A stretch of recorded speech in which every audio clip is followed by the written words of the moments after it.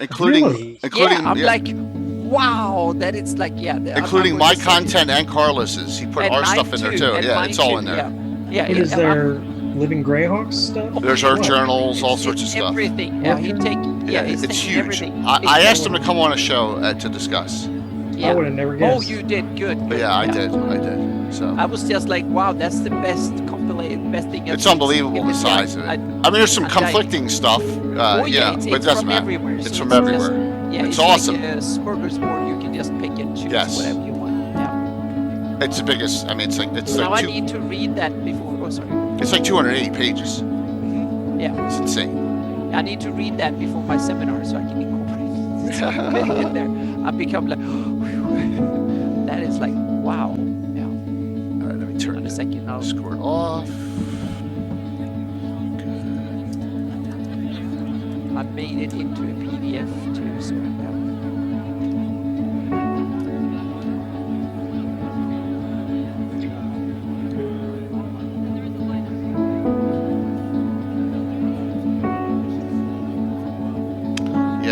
Peter has vanished. Oh, there he is. What's that? I vanished? Well, you were silent for a minute. Oh, I'm here. I'm here. Yeah. I'm just, there's always stuff going on behind the scenes. There's always something. There's an old joke that says this guy's driving his car, and police comes up next to him and says, your wife fell out of the car. And he said, thank God for telling me. I thought I was going to death.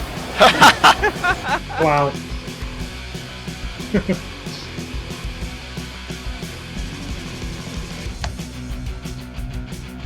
Yeah, that's a good one. It's as old as not as old as I am, but it's up there. Been around a while. It's a very common one they tell in the Jewish communities. The Jews have very dry sense of humor. Yes. A Jap is a Jewish American princess. You know how a Jewish American princess, she's had an orgasm? No. She drops her nail file. Len's telling ethnic jokes. That's a very important case of joke. That's awesome. Len's gonna get me in trouble. I know. Oh, that's awesome.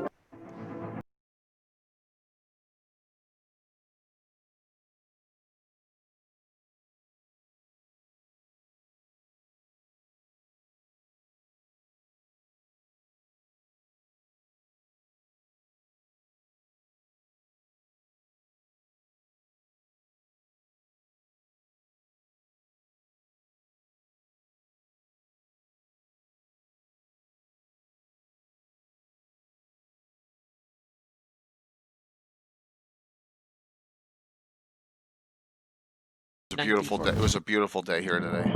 Yeah. I hear it's nice here too, but it's hello. Too few degrees too hot day. Yeah. Big giveaway tomorrow night for Gamescape 3D. If you got a 3D printer, you're going in on this. So, and tomorrow night's show in the game. Not that I've thrown 1,000 things on Bill's plate before Virtual Greyhawk Con, but so we got a whole road system out on the map, but we got more stuff coming. Bill's kind of showed something he's done in 3D print for Greyhawk Con that is lit and illuminates. It's unbelievable. Yeah, the Mormon folks should have seen that too. Yeah, they do. They do. They do a lot. There's a lot of LEDs. So what's up, Nagoya Joe? What's up, Roger, I guess. That's Mike. Select. Oh my God, my brain went crazy. Yes. Greg and Illustrian. Nice. Duh. Yes. My one and only publication. Well, that's not true. Someone just said they got that. I saw a post on that. Who got that just now? Like, it was someone, you responded to on Facebook. I saw that. Yeah. Tommy John Kelly, right? Yes. Yeah. We got here yesterday, Oh, Brian. Okay. All right. Dude, thanks, man. Thank you. It's like you need to know. It's almost impossible to know every name and I miss my cue because I'm talking to myself. So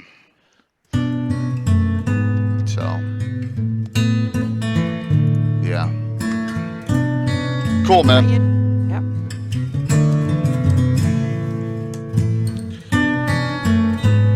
Yeah, because you get Twitch names, real names, Yeah. Discord names, right? It's like I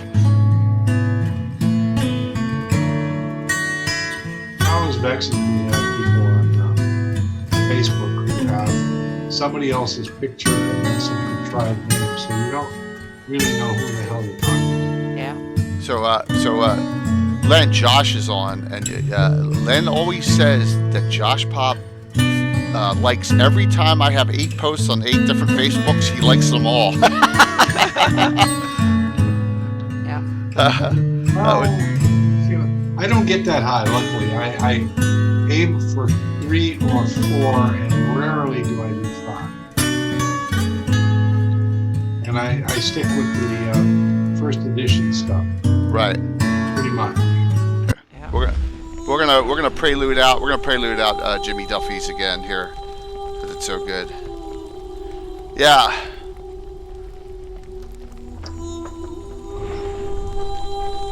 We will raid in the All-Star game. Will raid into this in progress, and then this will be a weekly event on Jimmy's channel on Predators Rejects.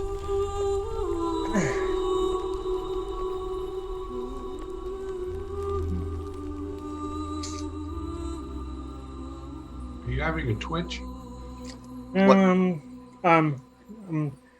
It's gross. Oh, that's I good. took my partial out. Oh. I'm just messing around. No, I was reading the chat. Alderon's talking about using the same handle. So I was going by Mortellin on Cannon Fire back in the day when you wanted to be anonymous. But then the weight of so much writing happened in artwork, and then eventually you become public enough to where okay, I'll just go back now. Yeah. Yeah. Yeah, that's a rumor. Canadian just started because they said, oh, we're gonna start doing some stuff for 3 older settings. It doesn't mean it's Greyhawk. If it is, great. But it could be Eberron, Dragonlance, Birthright. Who knows? Planescape. Classic could be anything. 3rd edition. Right? Yeah, it could be. Yeah, so we A just don't classic know. now could be something they released for Magic 2 years. What's up, Jason? Yeah. Oh, we're Ucha. I can't. So I can. We're just BSing here. So let me try. There. How's that? Ucha asked if I could cut the music down. We're gonna come on. We're gonna come on 2 minutes early tonight. So there you go. We're just all BSing here. So it's just our pre-game talk. So I never know the sound levels. Woohoo! Yeah. Here we go. 2 minutes early. See, there you go. So. Good evening, everyone. I'm J.K. Lord Gazumba. I am not Robert Wardle, but and I never will be. But I'll have a little story about that, but I'll get to that later on tonight. So with me is the great Anna Meyer, the legendary blogger Greyhawk Mike Bridges, and the ultimate legend of all legends, Leonard Lakofka. And it's old people. Yeah, well, Uchimata.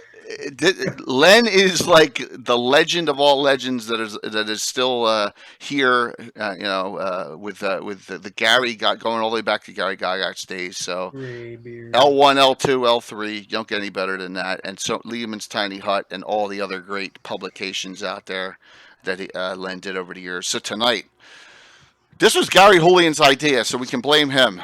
So Evil Deities Deep Delve. So yes, nothing is out of bounds. Well, you understand what I'm saying as far as Evil Deities goes. And this is right up L4 and L5 because L5 has 2 of the Evil Deities with their fanes in them.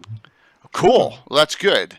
So if you do not know, and I don't have a link to it, if you want to get L4, L5, they're on Dragon's Foot for Right. download. Okay, so and that's the lens L4 and L5. Free download. Free download, yeah, Free. absolutely. Free. So yes, we ran Gary for a lot. That's true, but it's L5 is okay. in- Thank you, Jason. Jason, the winner is going of your one contest. This is going to find a link to link those two on for download if you want this part of the discussion. All right, so since we have Len for a limited amount of time, we're definitely going to start with Len's Deities, right? Yeah. So we're starting right here, and so Len, I got them in order here alphabetically, I think, but like she is like just hideous, Beltar. Yeah. Yeah, I don't have any temples of her because she's in, she would have underground stuff. And she has people worshiping her, of course, but she is not of the three evil that are are quite evil, which is Pyramus, Cyril, and her. She is the least in civilized areas. Pyramus and Cyril will actually have churches and fanes and various things like that in modules. Both of those two gods, Pyramus and Cyril, are in L5 in the town of Croat.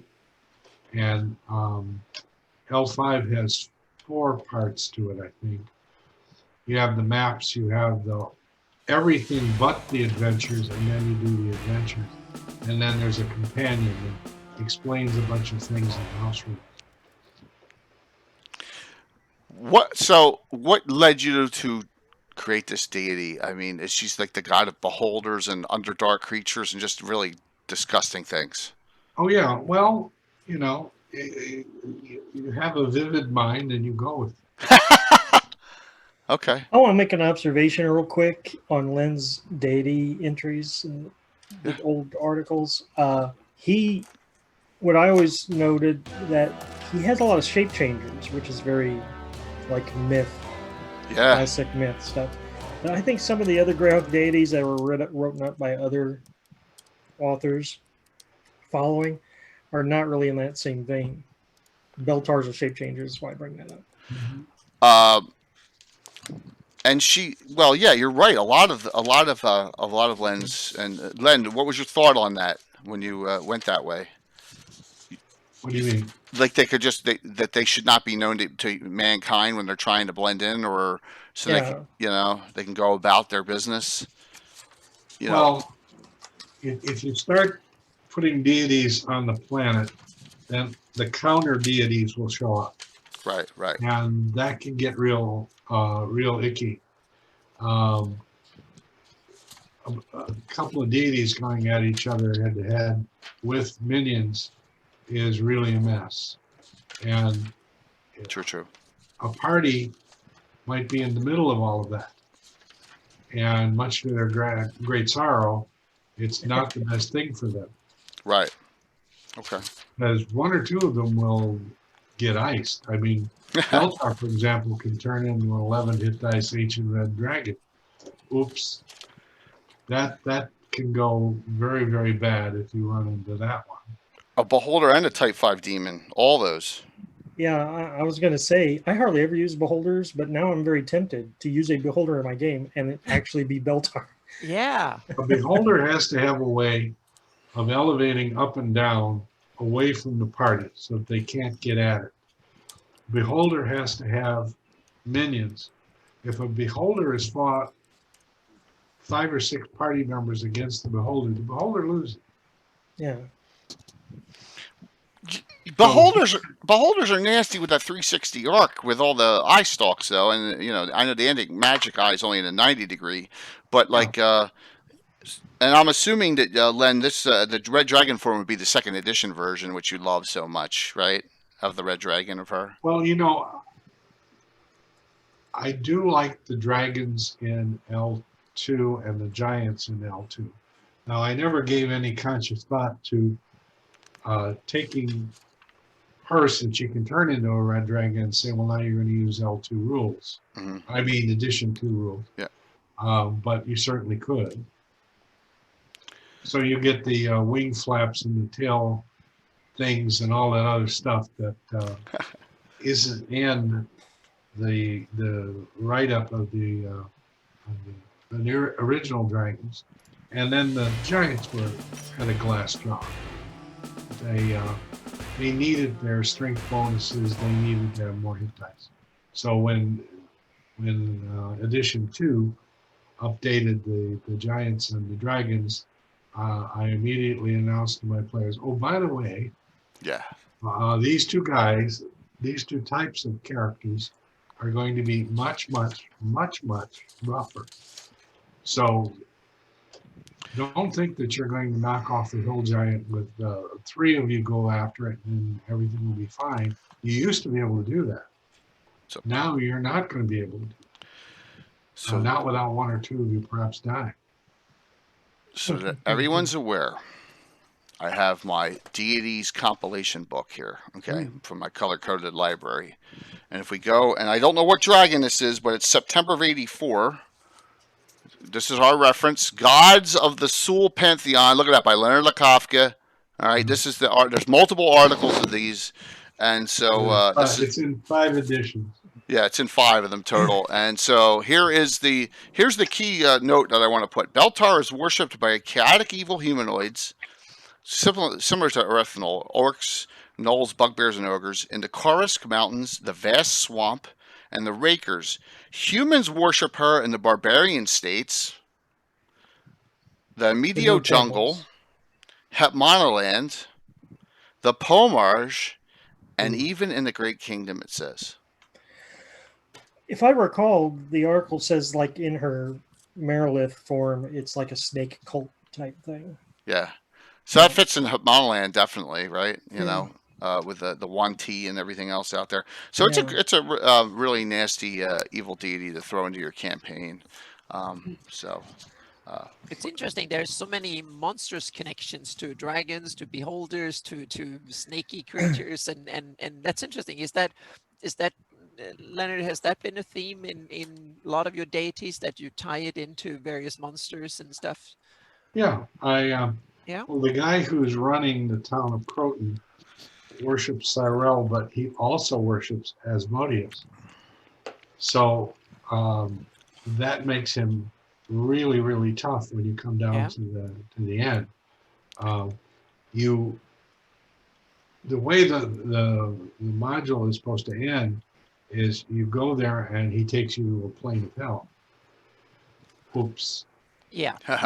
Do you see a difference between deities and like high level, or like the lords of the abyss and the hell and the major demons and devils? Are they just deities too, or well, the the major devils and the major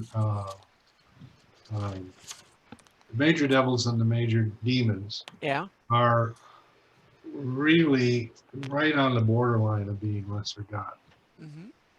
Certainly Asmodeus and Demogorgon. Demogorgon. It's a good question, because there's one that Len considers too that we'll get to it in the 4th one of Leonard's here. And how do you pronounce you pronounce it? Cyrell? Cyrell. Okay. Spelled Syrul. Cyrell. Syrul. Cyrell appears as a dirty, smelly old hag in tattered clothing. That's what the first line of this article says. Yes. Hags need a god. Please, the hags need a deity. Yep. Yes. So the mother of Cord. The woman who begs you for a couple of quarters. Is that the mother of Cord? Yeah. Oh, must have been damn difficult. I have the interrelationship. Yes. Ran off. That comes in a relationship thing that was great about his articles is there's a family tree kind of built in. I have the family tree. I have to go back and read all of them again. Cyrell and Norrebo begat Lurg, Braum, Phaeton, and Lydia, and Lurg and Braum begat Pyramus and Beltar. At least the way I've written it up. Cool. And how about Cord? It was Sorel and who? And Falcon. Cord is Falcon. Ouija, Yeah, Falcon's his father. Falcon, Yeah. and Ouija. Oh, it's Ouija and Falcon. Oh, Yeah, really? Huh? Ouija and No. It's But okay, yeah, Dorgrim. there's a Thank you. family tree in there. That's Yeah. the only place Very Ouija cool. has her finger in the pie. Literally. Or cake. Yeah. But so she is like Sorel is just false promises and deceit is her realm. Yeah. So Never Is she- get her in a verbal contract. is she a would she? Yeah, I can imagine. She can use alter reality, same way Deborah Demon can fulfill another's wish. She can do a lot of things that are pretty. Is she the one with the unicorn horn? Yeah, but when you're doing the Cyrell and Pyremus, the temples that worship them, I call them fanes, you're not going to actually meet either of those two gods. You're not literally going to meet them. Right. But they're minions, they're high priests. One of the fun things with Pyremus is you have 5 buildings that are, and then they have surrounding courtyards. And you have to walk through, no matter who you are, with a lit torch. You have to show fire. And if you show fire, they won't attack you. No matter if you're a good lawful, it doesn't matter. But if you make the mistake of going through with a light spell, Cheat. and I think it's fire elementals that are burning in pots, but it's really a fire elemental, and it's being held there, waiting to guard the premises. And if you come through and you don't have the torch out, it jumps out of the container it's in and attacks you. And getting attacked by a fire elemental is not a fun thing to have happen. No. I think it's only an 8 hit dice fire elemental, but You nonetheless, still need +2 weapons to hit it. fire elemental. Yeah. So Sorel's worshipped in the barbarian states on Lender Isle and by the Scarlet Brotherhood, and this is from '84. So this is not concocted Scarlet Brotherhood I wars. think that's the perfect deity for the Scarlet Brotherhood. Yeah, Yeah. yeah, absolutely. Also, it says may be found in cities, multiple cities, thieves guild quarters. So another very in-depth discussion. Oh yeah, a number of them have a number of thieves and assassins worshiping. Yeah, probably. It makes total sense. Total and complete sense. Let's see, we got them for 13 more minutes, so we will get through all these. Absolutely. Pyreneus! All right, so, and this is in the same article as Bellatar is. Yeah. God, listen to this combination. God of fire, poison, and murder. That's a great combo. Wow, that's a tough one. Yeah. Oh That my! sounds like a Scarlet Brotherhood. But I thing, want to right? know why they made him to look like a Germaline. A large Germaline? Yeah. Yeah, I don't know on that. I did that. Yeah. Hey, Well, Yeah. tell us. So is he the god I of had free Germany? reign to do what I wanted to do, and Yeah. I thought, you're going to have him mimic the look of something, so that's what I picked. That's Right. interesting. Well, I'm just wondering out in hindsight, is he Sewell or is he Germaline or is it some kind of mix? No. He's definitely so. Okay, Right. Just looks like. Gotcha. I imagine. If you had to describe him in real form, you'd say that's what he looks like. Yeah. I think he can shape change too, if I recall right. I Would don't not be have it in surprised. front of me. Yeah, I'm looking. Through. Pyremus has the best weapons, though. Yeah. Yeah. He can summon a meteor swarm at 20th level once per. Just when he needs it. That's pretty nasty. once not once, Once per day, once per round. per. Oh my. When he needs It doesn't sounds say very once a day. convenient. All right, it's only once Once a a day. day. 20th level meteor swarm. Okay, That'll- well, it's not too Don't bad. want to Yeah. overdo it. Yeah. I'm doing a lot more with stuff I've been writing recently. I've been doing stuff that's once in 48 hours or once in 72 hours Mhm. for various things, whether it be Yeah. a weapon or a magic item or what have you. And I find that that works reasonably well. You're still limiting, but you're giving more time. So the person can't recover and do that thing again until that time limit goes by. Now, sometimes they can do it 3 times in 72 hours, and they can do it one right after the other. No reason Yeah. why they couldn't. But they are limited to 3 times in a 72-hour period. And then they can't do it again until 72 hours have gone by from the first incarnation of whatever it is they're doing. It's a good question. Jim Sugia asked, the Pyrenees killing Ranet, Raanet story, does that come from you, Len, or is that someone else? Someone else. Okay, someone else, Canadian Jim. Here's a good paragraph. Pyrenees and Sorel have collaborated on many endeavors on Earth, most of them having to do with the Scarlet Brotherhood. Both deities, being part monk and part assassin, have been prayed by the Scarlet Brotherhood and have aided the Brotherhood on many occasions. So there you go. So right here. My earliest campaigns involving the Scarlet Brotherhood, the assassins always used fire, and I think Pyremus was heavily influencing that because that was so long ago. Yeah, it's another deity of Len type that you don't want to mess with. But you said Sorel and Pyremus actually are worshipped openly, right? Yes. Okay. Yeah. They both have churches in Croton, which is L5. Yep. And what you're supposed to do as part of what you're doing is you're supposed to wipe them both out. Now, trust me, if you go in there and try to do it all in one fell swoop, you're going to be the fell swoop. What I want to know is, for a goddess of deceit and lies and all that stuff, wouldn't her church just have a front? How would you know it was? Well, you could do it that way. That's always the freedom that the DM has to interpret the realm of the god or goddess and how would it manifest. And one high priest might do it one way, another high priest might do it another way. Yeah. So we have Len for like 8 minutes. Len has something he does when he DM'd in his campaign that he had 2 very well-known dragons, uniques as DVD level. So we have to add.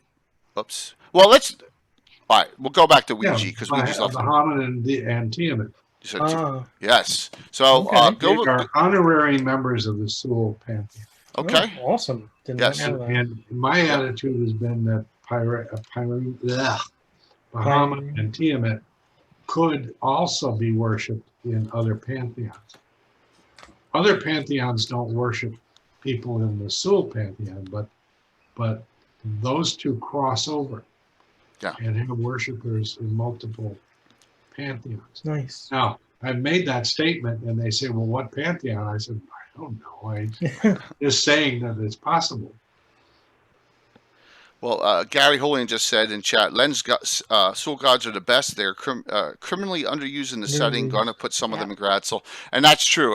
With just the connection of all these, but it's cool to see that Len uses these as honorary. And who would worship Tiamat? Would it be reptilian creatures? Would it be lizard men? Would it be intelligent dragons? Of course, I'm assuming. Well, intelligent dragons, of course, yeah, and.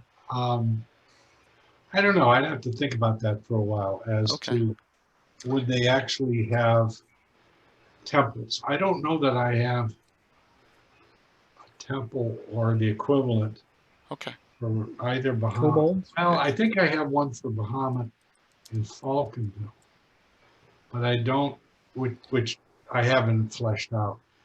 And I don't remember if Tiamat has an open temple in it. Tiamat was the BBG in the D&D cartoon too. You remember that? So, let's go back one because this one is like a borderline one, and then I know Len will have to depart here. So Ouija is lawful neutral of evil tendencies, so she's right on the Right. border. Right. A favorite. She's the protector of the dead, not, but she can command any of the undead in service if she has to. But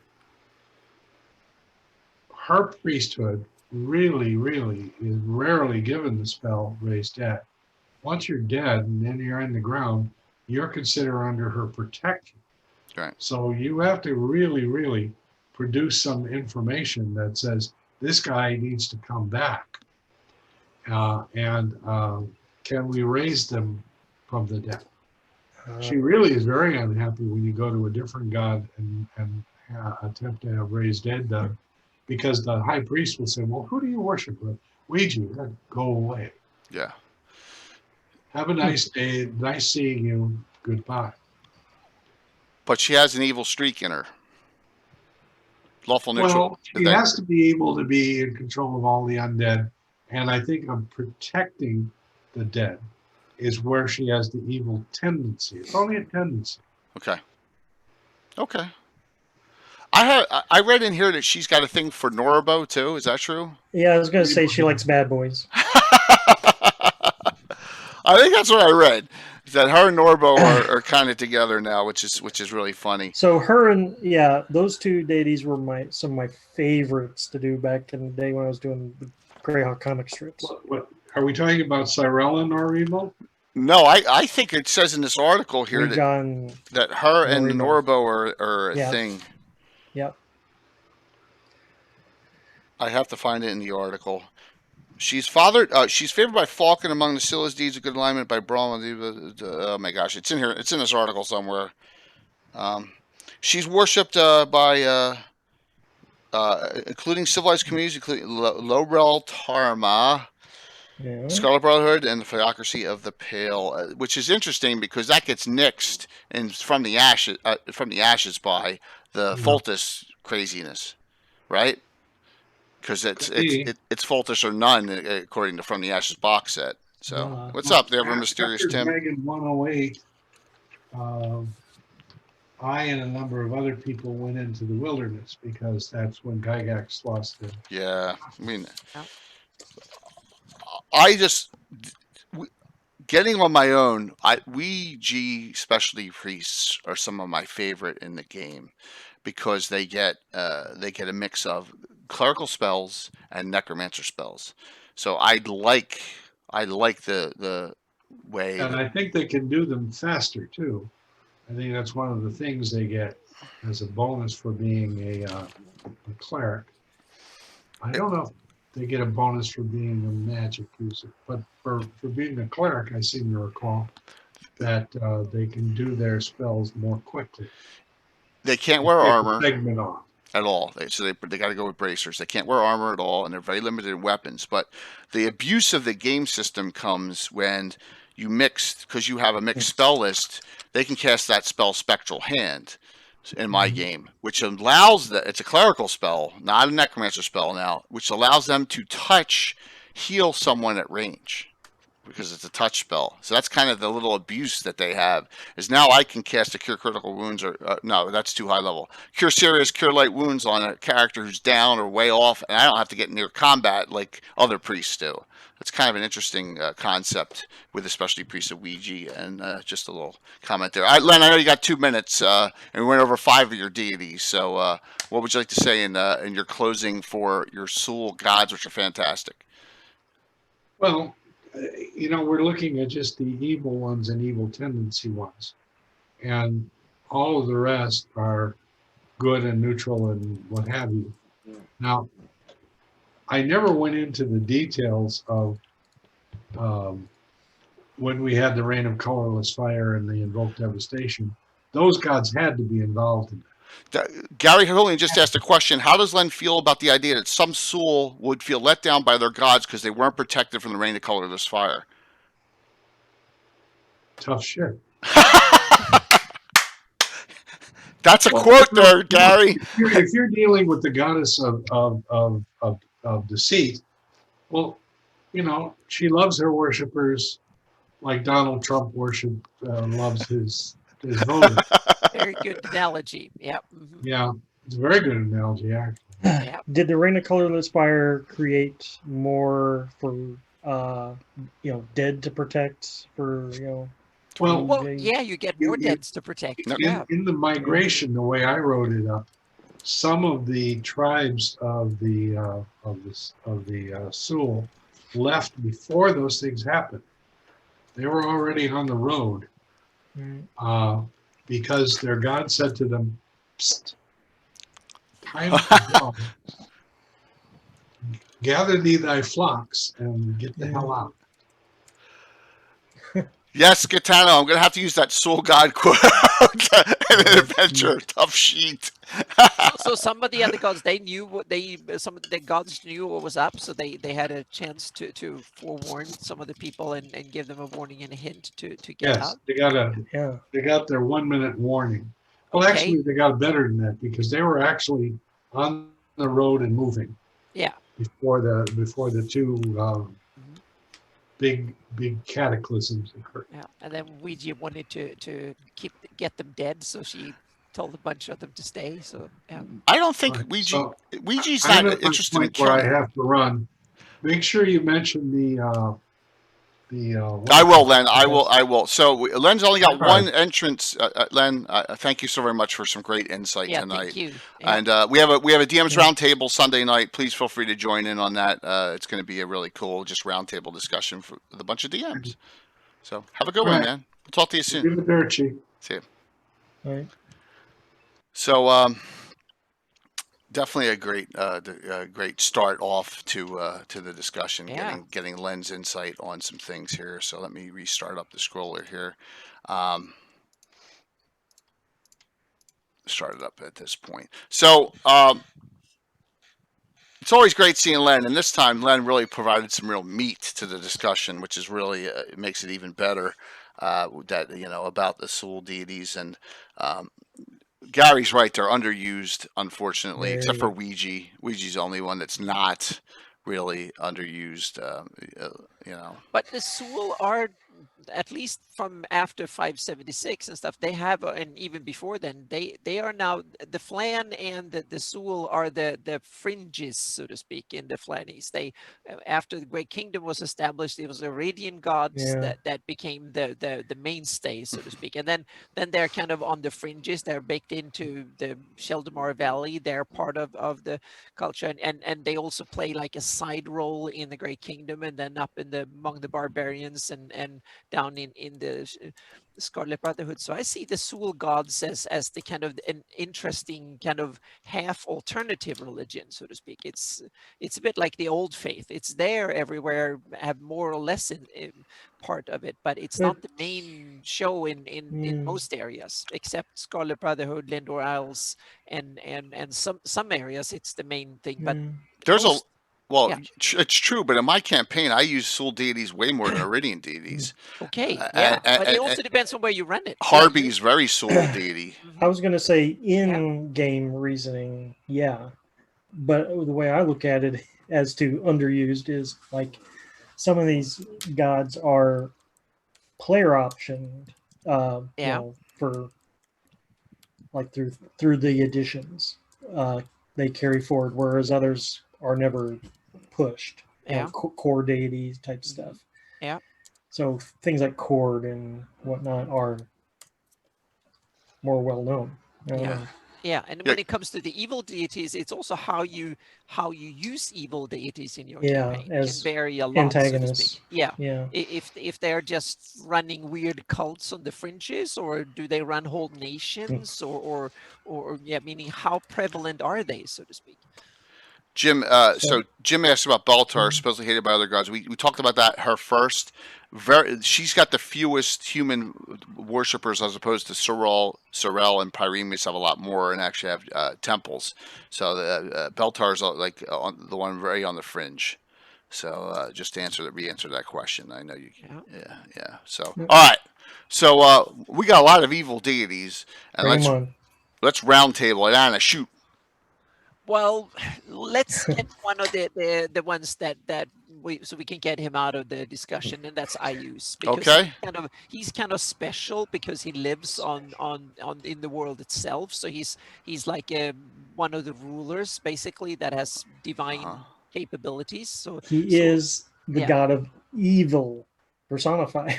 Yeah, You know, exactly. And going by his yeah, portfolio. he's a demigod too. So he in that Yeah. way he's kind of a somewhere in between. So I see him. He's down there, and he's more like a regular political player in the setting, more True. than But I think him being a demigod of evil, it's like he is in some ways more evil than some of these gods because he's actually Yeah. there committing evil acts yeah, and exactly. in He's your face. more and, hands-on than Yeah. anything else. Yep. and that's why we get tired of it. Yeah. Well, and I have a question about that, and I was thinking, and I was going to save it for later. And if Gary does hop on, I want to ask him that. And let's just throw this out there: is Groomsh too underused in Greyhawk? That's Oh, my yeah. that's my question. Uh, You know, so as an orcish god, so ponder that one a little bit versus the IUs and other, you know. For me, it's simply all the non-human deities are Thanks, Taco. vastly underused, in my opinion. Yeah. Yeah. But it also depends on how human-centric your campaigns are, meaning your view of Yeah. Greyhawk. Meaning you might say that humans are the ones dominating most things, and the other things are there for flavor and cool quests and all sorts of stuff. So I like that it one. depends on how you do it, so to speak. But Ilnavel said I like Ilnavel. Groomsh. That's a good one. So, well, Eyes is the main focus of From the Ashes, obviously, and the specialty priests are extremely nasty, with one exception. And what Yeah. would that be about his priests? There's one drawback. There's two drawbacks they have. What are they? Of well, they lack heal. that's have it. They can't heal. Yeah. They can. They can heal. Depends on the edition, but at least No. they have much less access to heal in Yeah. most editions They than other priests. They can't cast healing spells, but they can heal through a vampiric touch spell. Okay. Yeah. So, what is the other major drawback that they have against from high level? There's a big one. They don't get access to 7th level spells. So but that's also up to edition. Yeah. that is up to edition, Later but yeah. editions, there's no limits that way. But yeah, but those are interesting. That and it depends on how you use gods, so to speak, and what the True. status of a demigod is versus other gods. But go back a little bit to the other humanoid gods like Grumsh and others. I see that Ayus is very jealous of all his humanoids. If he starts finding out that they are actively worshiping and praying to other humanoid gods, he will go berserk and kill off. I think one of his primary enemies are other priests of other humanoid deities in particular. I know this is not in any published source, Yeah. but it should be the reason. Ayus has all these humanoids under his control because he's deceiving them. Just the way he was pulling the Batoon job. False priests. He should be posing as Grumsh and stuff. Yeah, in some areas, yeah, it's also in canon. It's described in Living Greyhawk and From the Ashes too. That when he took over Horn Society, he just pretended that business was as usual, so to speak. So most humanoids and humans and others who lives there don't notice much difference. All the things just go business as usual, and he just took over, so to speak. So yeah. Dichal's better in Ayus' army, Gary says. Yeah. Yeah, probably. We'll have this discussion now. Why not? So, if you go to, and I've stated this multiple times, there's little great tidbits in the Eyes Evil and the Mark Lands reference books. Beautiful tidbits. And the one I love the most that we've used a lot is the Torch of Groomsh. The Torch of Groomsh is in the Vespi Forest. It's indigenous orcs that worship Groomsh, and they hate the Ayus orcs. Yep. And they actually, the druids in the one group, the Vespi group that I have allied with the Torch of Groomsh to actually fight the Ayus orcs. And they've done a detente for the time being, saying, we live here as long as you have, as long as the elves have, we want them out. And it's like a 2-paragraph discussion. Grekton Sulruk is the head of them. I love that little Sergeant blip in there about it, and I've developed a whole subplot, and it's just like beauty. Yeah, humanoid politics is some of the most interesting, and power struggles is most interesting things that are vastly neglected in most of canon literature. That is one of the gems, but there's so many other subtle things you can kind of, if you let it play out, you can hint and realize that there's all sorts of power struggles between the demonic side and the hellish side, and you have the death cults and others under Nerul, and the Hedian, and the different planes, and you have the blood war, and all that spills over into, at least the way I played in my campaign, it all spills over, and in some ways the Flanese is just a resource being used in that's where you go and harvest resources and gather resources and play things out, and then you have indigenous evils, and it all mixes up, so to speak. It's a cool, you know, there's some great stories in the Deities and Demigods book. Yeah, Like with the armies of grooms fighting Maglubliet's armies constantly in the Nine Hells, right? yeah. It's you know, the Forever War. I mean, it's great. It's great discussions Yeah, points. that makes So- whatever's going on in Greyhawk seem insignificant. Yeah, Yeah. but to some degree, I guess it is. But if you go down to the battlegrounds of the lower planes, then I guess it feels insignificant. It should feel insignificant. That I think is part of the fun. Yeah. Yeah. So, not to get, we're going to Yeah. get into the I'm weeds. sorry, yeah, No, no, this no. is good. This is good. We're going to get into the Yeah. weeds here. Yeah. Yeah. With a lot of demons, and hopefully Gary will provide some insights into his discussions as Is well. there a drawing, or did Casey? No, there's no. So Yeah. there's a huge drawing tomorrow night. If you have a 3D printer, 3D Oh, GameScape 3D. wow. Oh yeah, there's a huge drawing. So here, I'll scroll this through a little bit right now, for subs and follow as it's going. There, that's a giveaway item tomorrow night. The STLs for that. Yeah. So we'll let it scroll through there so you can see. Yeah, it's unbelievable. From GameScape 3D. So deities that I wish I knew more about that are well known. I don't know if I know enough about Encabulus. I don't know if I know enough about him. Does that, either one of you want to take him up? Let's see here. These are the ones that I usually play him out as he is major in the way that everybody's scared of him, and that to me it comes meaning the way I play the deities, and with deities I mean major demons and devils, and the ones from the upper planes too, like Bahamut, and also creatures that are beyond the mortal realm, so to speak. They're all include them, but they get power from two ways: either from creature worshiping them, meaning actively praying and have faith and trust in them, so to speak. That's one way of doing it. And there's this the other side of the coin: creatures that fear. And Incubulus, I think, is the perfect example in my campaign, a god that doesn't want worshippers. He just wants people to be scared of you. So Okay. he has a few worshippers, and that's the priests and the other divine agents, meaning you can have witches and all sorts of other creatures that he recruits Something like to that. go out and spread fear for him, so to speak. So he and I see it doesn't have, he has few temples and or not organized really. He just wants as many people as possible to be terrified of him. That gives him power, so to speak. And so they work in a completely different mechanisms from other gods that have organized religions and worshippers. He doesn't want worshippers. He just wants everybody to be completely terrified of him. That's the ultimate goal, so to speak. But you can play it differently.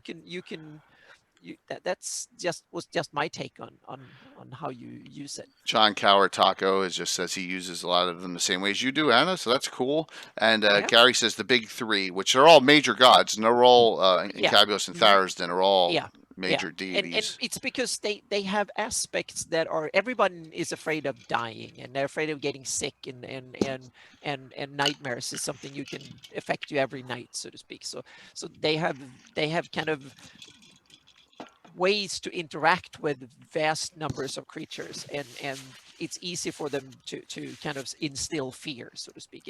It's tougher for gods that are more precise, meaning if you're the god of water or the god of a certain metal or something, it might might be much tougher to instill that. But if you're the god of death, all you need to do is kill people, make sure that people die for various reasons, and then you can come and say that I'm the one getting you, so to speak, and nightmares and stuff. So they're kind of, they've taken over a mechanism, so to speak. And they So also like gods to work in completely different ways. Some of them have temples and armies and whatnot, and others just get to you when you sleep. don't you hate that when you can't type and you hit the wrong thing multiple times? Now I had something and now I Yep. got a full screen up. I Yeah. can't type the word frickin' fame Yeah. in. There we go. Yeah. So Now I went on another tangent. So no, it's please, good. come in Tangents are fine. and add to the So Encabulus gets power not necessarily from a worshiper base, but from what's going on in the situation, is what you're saying. Yeah. A little more. Okay. And that's why he is also a common god. He's common because he spans into many other religions and whatnot, so to speak, and other monsters. And it's like Gary said, that it can be hags, witches, and warlocks and stuff. Yeah, definitely. So yeah. That's awesome. Good to know. Mike, pop And one up there. Oh, go ahead. I know we I got to was say going to something. say that I think it's easy in discussion to move over to Nerul, that is Okay. is close, so to speak. He's also a common god, has a portfolio or spheres of interest that are close to Incubulus, but I also see that there is in the old Greyhawk setting book, there is an F before, so he's not only a common god, he's a flan god. So I take it that it's the god of death from the Flan. So he has a cultural kind of old faith touch as well as become common, meaning that the old faith has, that's one of the gods, their major gods or aspects or whatever you might call it, that they worship and is part of their religion. So even druids understand and fear it and whatever. So they would have some sort of dialogue with him or keep him at bay or whatever. And then you have people in general who just terrified of death, and he kind of cashes in on it. And then you might have more of it's interesting. Then you can have whole nations and stuff. What about the Horn Society? What about others that kind of want to instill fear and I use competitors, and there might be death cults and assassin guilds and all sorts of various kind of light sensitive creatures. Bringing that, in demon and devil princes is really not necessary with all the Greyhawk deities we No, have not at really, our but disposal. yeah, but it's up to, yeah, you can run it, meaning they're like, what is it, like 60, 70, 80? If you take all the living Greyhawk, you're almost 100 deities in various shapes and forms. And that includes a few fiends or like creatures from the nether planes, but not that many. But I see them as no difference, meaning I see Incubulus and Nerul and others just being greater beings from the lower planes, just like Gerast or Asmodeus or When you're someone. talking greater Yeah. deities that are aspects of death or evil or whatever, like those guys, I think of those as in like they exist on multiple planes. You know, they're not just concerned about Earth. Exactly. Yep. Whereas like Hextor, yeah, you're probably, you know, Yeah. maybe he's only going to be tooling around in the That's a good planets. point. I don't know. Who gained power most from the evoked devastation was a question from Extort Kindlive. Who gained? Yeah, like That's it's interesting. Yeah. yeah. I saw it as the Oridian gods, the ones that were not involved in the conflict. Meaning it was the power was the ones that was the non-Beklunish, the non-Suul, so to speak, the other gods and the other ethnicities and stuff, the ones that weren't involved in the conflict, they kind of gained strength. Okay. And maybe the gods weren't that involved. They maybe just lent some power to the mortals, and the mortals screwed up. I don't know. It's one of these things in history that I'm very interested in the mechanisms and stuff, but I haven't really worked out in detail what actually happened. But it's All right. So Jason Puppick asked, "Is Nerul is Palor's opposite, right? Is Nerul the original worshiper from the old Horn Society pre-wars, or is it someone else?" Now you get it interesting. That was something I'm going to talk about on my seminar. Oh, My okay. take on it, but Oh, I have no we can opinion do on that. a few spoilers, and it depends on how you see it. I've read extensively on Horn Society. They're my favorite enemies, but there are many different. In some sources, the Horn Society is just a bunch of warlord thugs that banded together and seized a bit of land. That's one way of taking it. And then there's another story that I like way more, and that is that back in the Flan days, the Ur Flan and the Flan early cultures, that was the ones that were called the horned ones that came at night and were the bad boys of the Flan culture, so to speak. Okay. And my take is that they were the ones that the Flans that committed horrible crimes and did the worst things were excommunicated with a special ritual, so to speak. And that meant that they were still useful for the Flan, so they have to live on the fringes and not interact with more, but they were still part of the Flan culture, because when the Flan culture was kind of threatened with real dire threats, they could call on the horned ones to come and basically kill everyone. So they created their own demons, so to speak, and their own the horned ones, and from that springs the Horned Society, so to speak, and it's kind of a modern version of the old horned ones. So they are kind of an old enemy that is kind of survived over the ages, and that has both a cultural Okay. and a planetary ties, so to speak. So that's my take on it. But you can do different things, but that's been, yeah. Because it really wasn't discussed much in the original No, glossography at all. exactly. They're just mentioned and hinted at, or the devil worshippers, that some of them say it's Asmodeus and hell that runs it, and so on and so forth. But I think I like the cultural evil Nerul kind of really dark take on it, so to speak. I Okay. like that kind of mysterious, deep, dark with cultural connotations. Make them evil needs flavor, just like good and everything else. It needs different flavors of evil. Yeah. So Gary is taking claim to the LGG Yep. entry that Mhm. mentioned the horn ones, which is good. Oh, awesome. Thank you, Yeah, Gary. You absolutely. got you inspired me greatly That's with that one. Yep. fantastic. So just note that Anna's virtual Greyhawk Con Friday night, a week from Friday. We're getting there Yep. close. Hmm. A lot of this is Yep. going to be discussed again.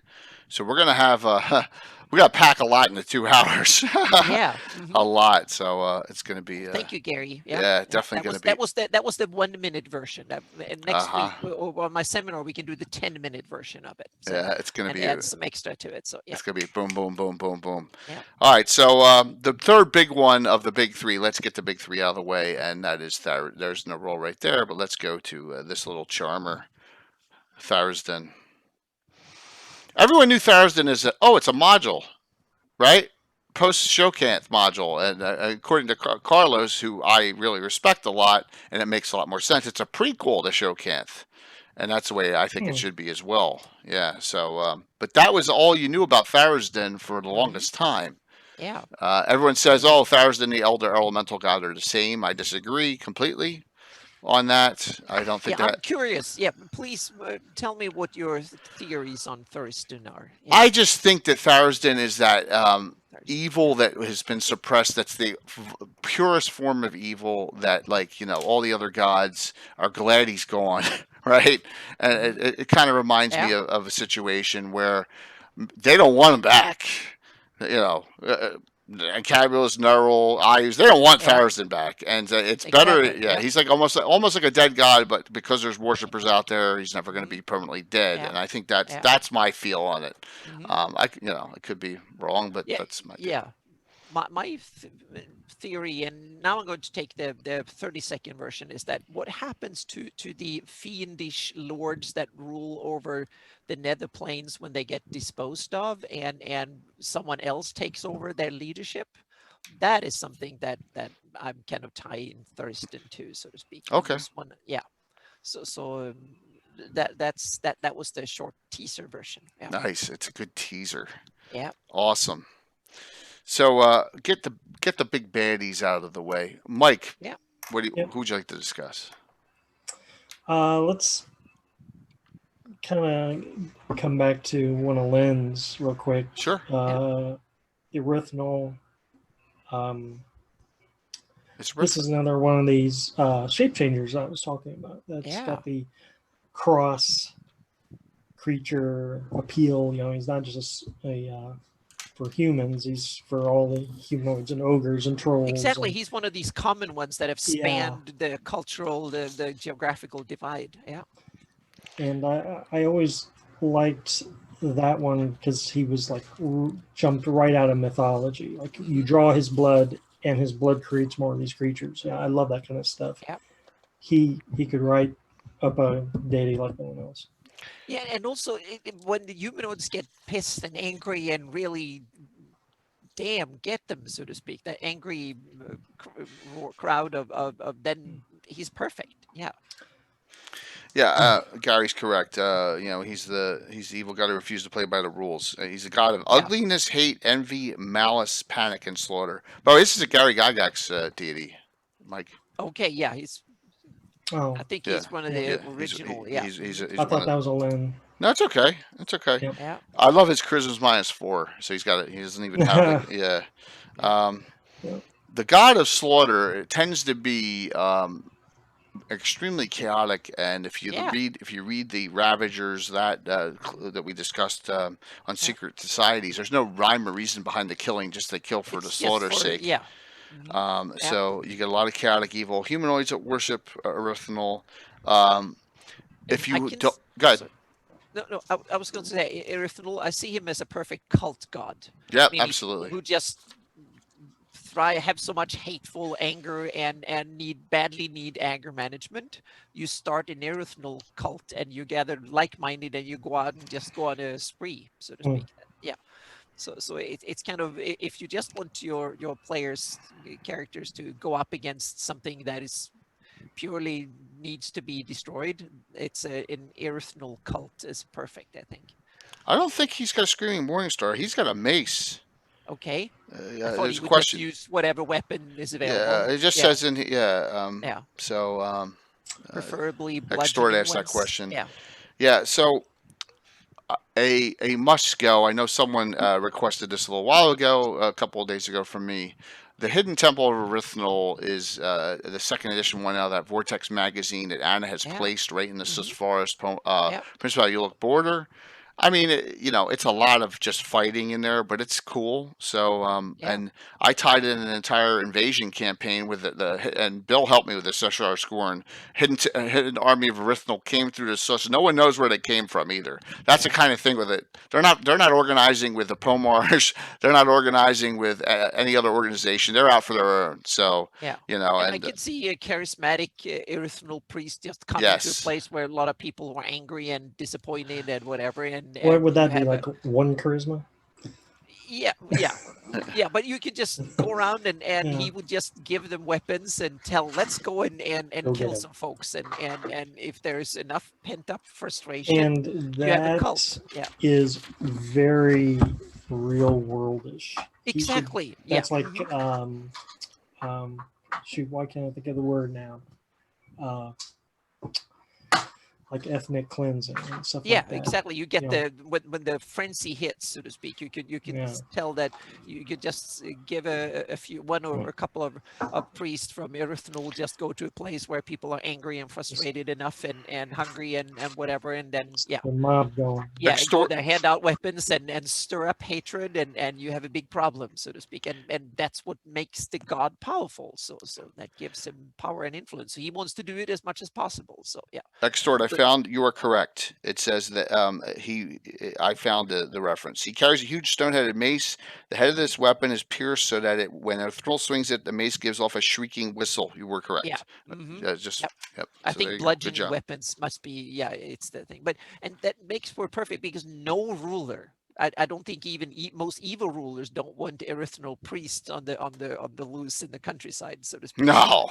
So that will be a perfect. If someone that comes to the neighborhood, they will hire the best adventurers money can buy to go and kill them. And a little tidbit in the Horn Society. The Free Reavers are all Erythnol worshippers too. Yes. But they stay put and they have a terrain. They're a little smarter. They kill everything that comes to them rather than the other way around. Yeah. Yeah, so just a little point there Yeah. that they are. That was so bad that even not even the Horn Society would really want them, so to speak. So they kind of stayed away from them. Alrighty, so let's talk about one of my favorites. How's that? Yeah, Mhm. please. Yeah.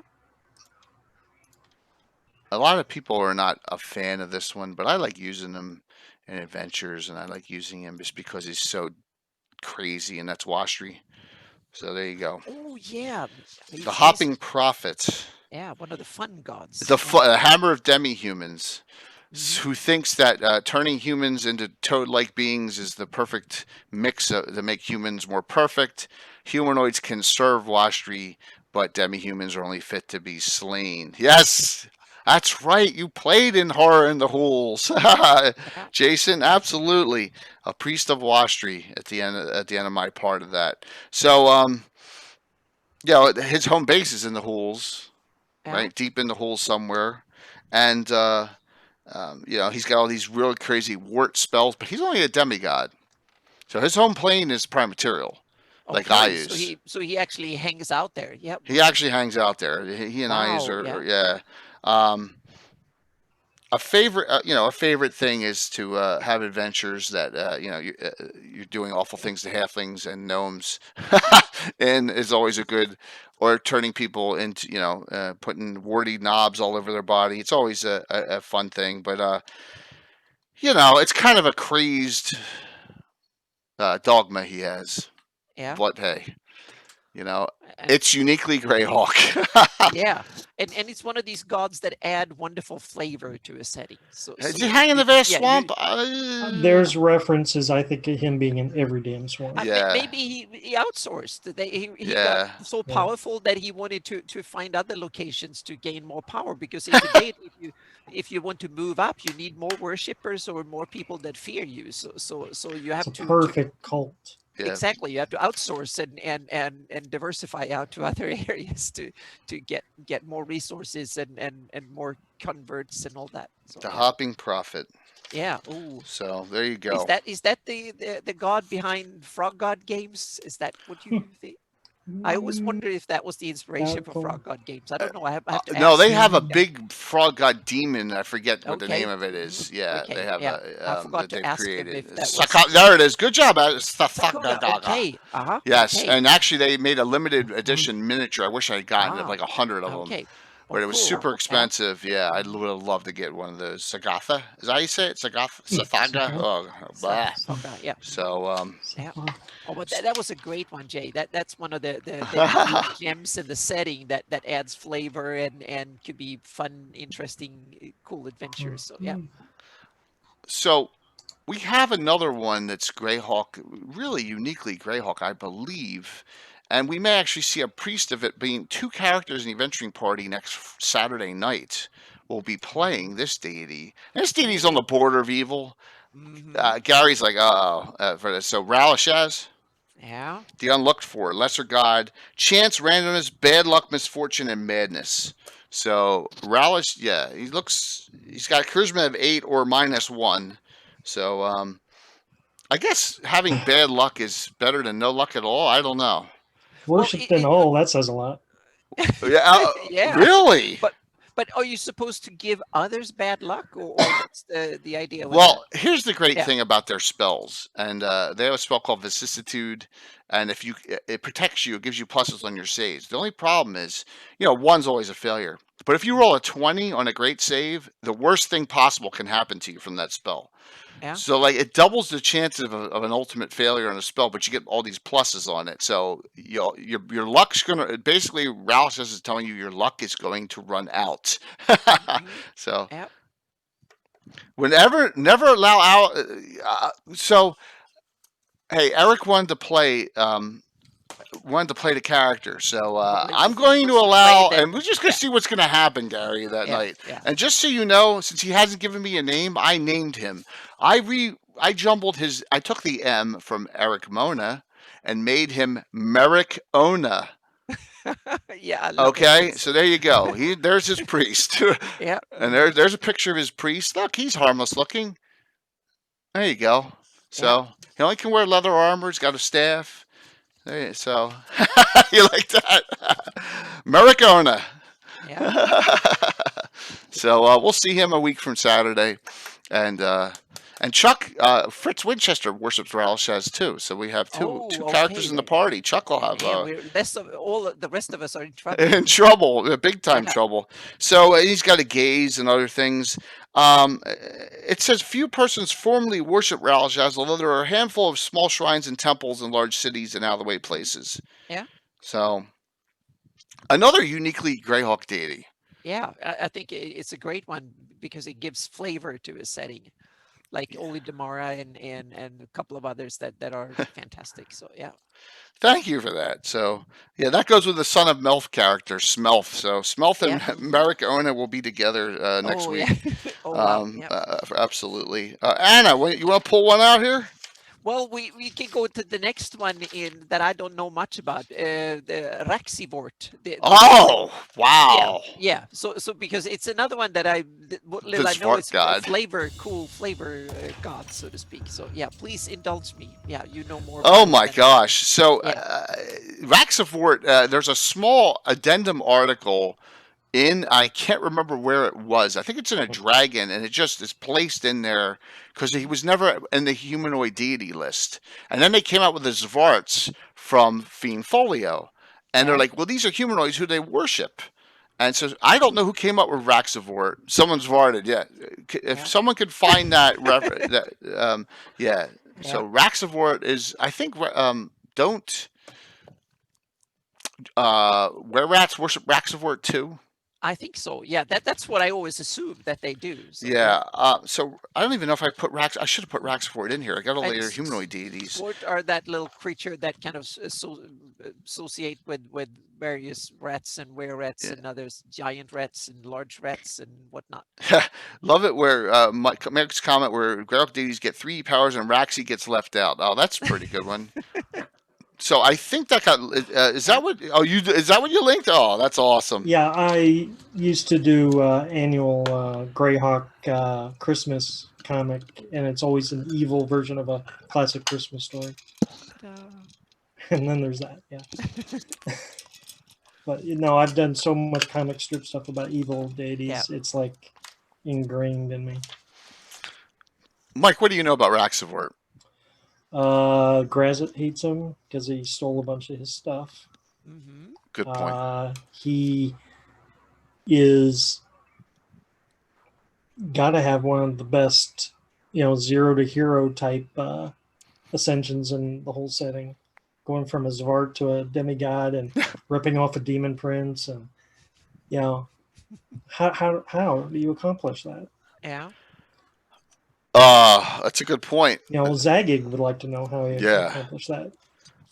So I want if anyone can find that Raxivort reference it's in a dragon somewhere and who wrote it. I'm interested to see who actually wrote a Raxivort.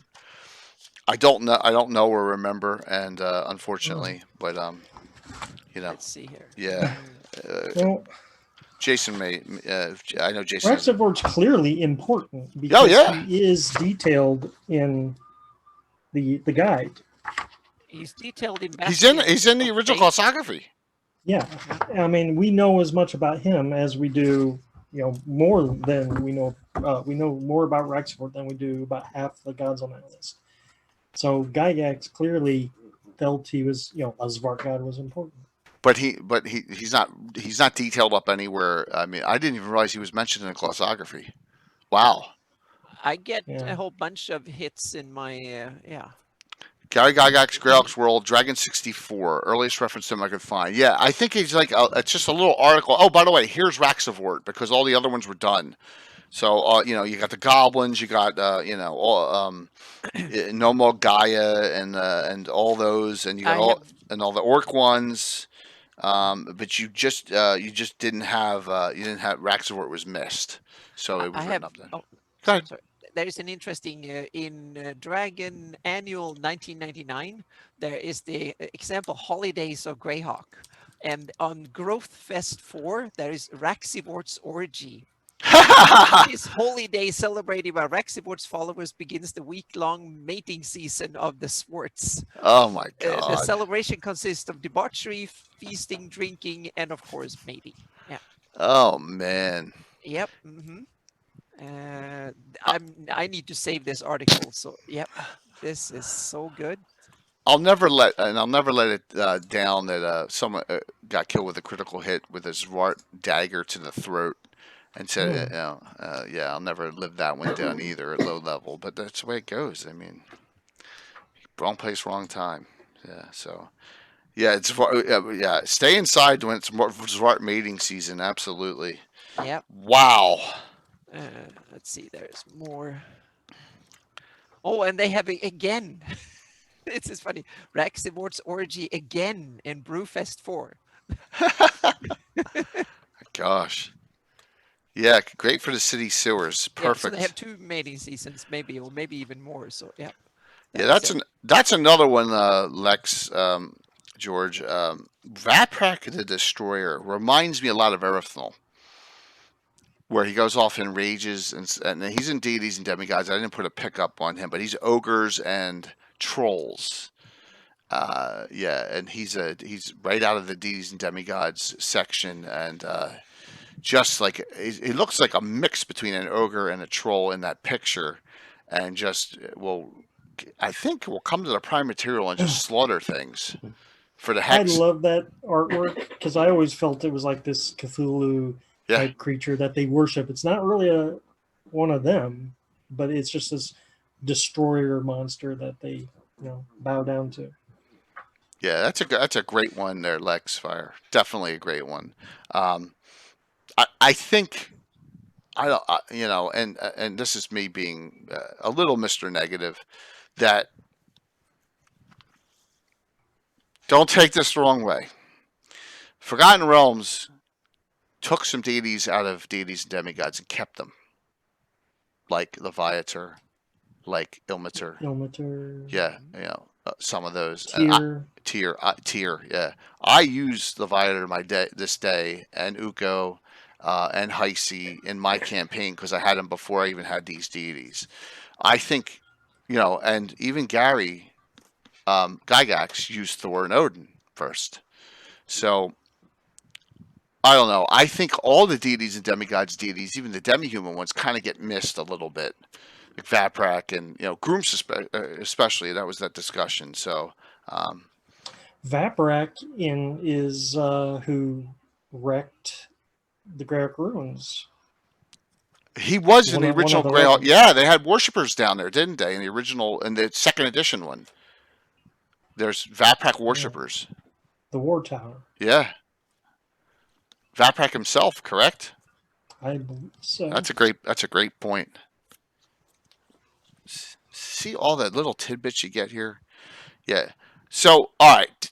And I don't know why, Extort, I didn't put a picture up. Long live Tyr. Tyr's a good, cool deity. Definitely a cool deity. So, Yina Ugu. Did I pronounce that right? Yina Ugu? How do you pronounce? I can never pronounce it. Yinogu or something like that. Yeah. So you have the Gnolls worshiping an actual demon prince. Very interesting. But some Gnolls worship Erythnol too. And Greyhawk. But think about that. So you have a demon prince now that is specific to one of the humanoid races. What do you think about that, Mike and Anna? And what do you know about Yinu? He might be a good case for saying demon princes are gods. It's a good point. Because the crossover. Meaning if the gods live on a plane down there somewhere, and you have a creature that is supposed to rule that whole plane, I simply assume that the major demon lords are meaning you have the guy who runs hell. he is higher than all the other gods who live in hell, so to speak. So Exactly. that's why I say so. Asmodeus is Gotta and be. yeah, I made a divine tiers. So you have like from 0 to 10. So 0, that's like a Yeah. quasi deity or someone who's just immortal, and like a 1 is a quasi deity, and a 2 is like a demigod. And Hextor yeah, is the herald of hell. That exactly. means And then you have he is Asmodeus and delivering others are Asmodeus's when you news. rule whole planes, then you become like a 6 Yeah. or 7 or something, or 8 or 9 up there. And so I definitely, I don't take it, meaning Grasts and Asmodeus and others are definitely god powered beings. I So- think one of the quirks on demons and devils and the D&D rules is if they're slain, don't they like start over and have to climb up the ladder? They get banished for 100 years sometimes too. On the prime, but I'm Yeah. talking if you slay them Oh yeah, if you slay them for real, yeah, well yeah, they on their home depend. plane, don't Oh, they yeah. have to start at the bottom and work their way up Well, again? it depends on how you see it. Meaning you can slay their life force, but their spirit, meaning that the soul spirit side of things, you have to destroy that too. But Yeah. that's me using Pathfinder 2 rules and Yeah. Pathfinder rules, meaning you have Yeah. the essences, you have the matter, and Yeah. and you have the elementals, the elemental side of things, you have the life side of things, and you have And in the game yeah. rules, like gods, different level of gods can have all these avatars, multiple Mhm. avatars running Yeah. at the same time. Yeah, And I've meaning never the higher heard a up they are, reference yeah. where you could have more than one Demogorgon or Mhm. Resident running around. Yep. Yeah. Yep. I mean, And maybe also- they can. I don't know. Yeah, and the way I see it is that why don't gods just come to the prime material plane and wreak havoc when they feel like it and need it? And a lot of say, oh, it's an agreement between the gods, and I said, no, they don't get it. They don't agree on things. So the way I sold it is that gods, there are two ways for them to travel to the prime material planes and others. One is to travel in person, meaning just plane shift there, or use some portal, existing portal, and do it. And but the problem is that if someone slays them, they slay them for real. So it's dangerously lethal. They're in disguise mostly. Yes, exactly. So the other thing is you project yourself. You send an avatar and project yourself to it, but that involves magic. And that means that it's detectable. So if you do that, other gods can detect you, and other powerful beings can detect that. Ooh, now Asmodeus or some god is now, or Hextor is now have an avatar, and he's now walking on doing things, and they will set. That means that that's a beacon for others to send in their whatever. So then you can't work in secret. So it's risky to work in secret, but it's much more safe to send your avatars, and you can kind of mask them, but that's kind of tricky and take resources and stuff. So that's the way I've naturally limit God's interaction. Well, the Dragon Magazine articles that are written Yeah. by Gary or Lynn Mhm. actually say stuff like Erythnol roams battlefields. Yeah. Hextor Oh, does well, yeah, this. definitely. You know, Yeah. it's just like they can't stay away from that stuff. Exactly, and So, yeah, they and come most of to them would, prime. and that will be an obvious place for them to be. And sometimes I think it's good for them to actually show up, at least in avatar form, just to draw attention. And especially when you're a powerful god, you can be in many places at once. So if you want to go in incognito, it might be good to send an avatar and cause some mayhem in one area, just to draw attention to what you're really doing somewhere else. So there's a lot of trickery powerful beings can do that way. Or you can get one of your divine agents like priests and whatnot to stir up trouble too, and to behave on your behalf. Or you can just be so arrogant as not to care. Exactly, meaning Erythnol, he can send a 20th level priest that kind of looks like him, and can cause enough mayhem to scare everybody that he actually is Erythnol. So or something similar. So Casey, you missed the part with Len and Tiamat. Tiamat is in the card as a god. Is she Tachesis? The answer is I don't know. I have no idea if she's Tachesis or not. Probably based on her, but yeah, that's FR. So according to Len, Len has Bahamut and Tiamat as special places on the level of his lesser gods in for his soul deities, which is kind of cool. So does religion even really come up on that cartoon though? Because that would seem like not an 80s thing to do. It doesn't. Yeah. All right. As we keep on moving forward here, Hexter Oh, with a that's a twin good one. brother. Yeah, Heronius and Hexter. Yeah, So He cheats. yeah. because he's got Well, multiple So arms. him and Heronias are twins, right? Yeah. Yeah. Or they're Well, same age, and that's the story, the Yeah. legend. Yeah. so he has to get an extra set of arms, 2 extra sets of arms to be Mhm. better. Yes. And And he's. Oh, so please go no, on. go ahead, Ann. Go ahead. I was going to say he's described as the herald of hell, so I took that to heart. Yeah. Is he the main deity worshipped in the broken, fractured Great Kingdom, or is there someone else? I would say so. Yeah, yeah. I Okay. would. Yeah, I have it that way. Yeah, Yeah. I have it that he's the main deity, and also he's very tied to hell. He's the herald of hell. So the main deity is not actually Hextor. He's just the front of a hellish takeover. So that's another teaser for my Hell, seminar. Yeah. right. I think the arch devils, or whatever they're called, the dukes, are who gave him those arms, who Yeah. Hmm. fitted him out.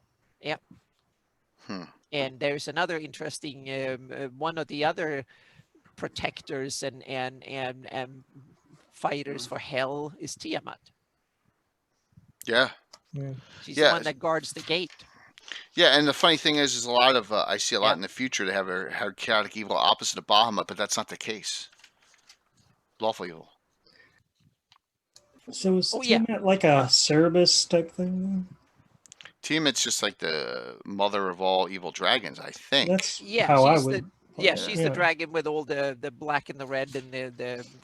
the blue and all the different. But you can play her a little bit different, but it's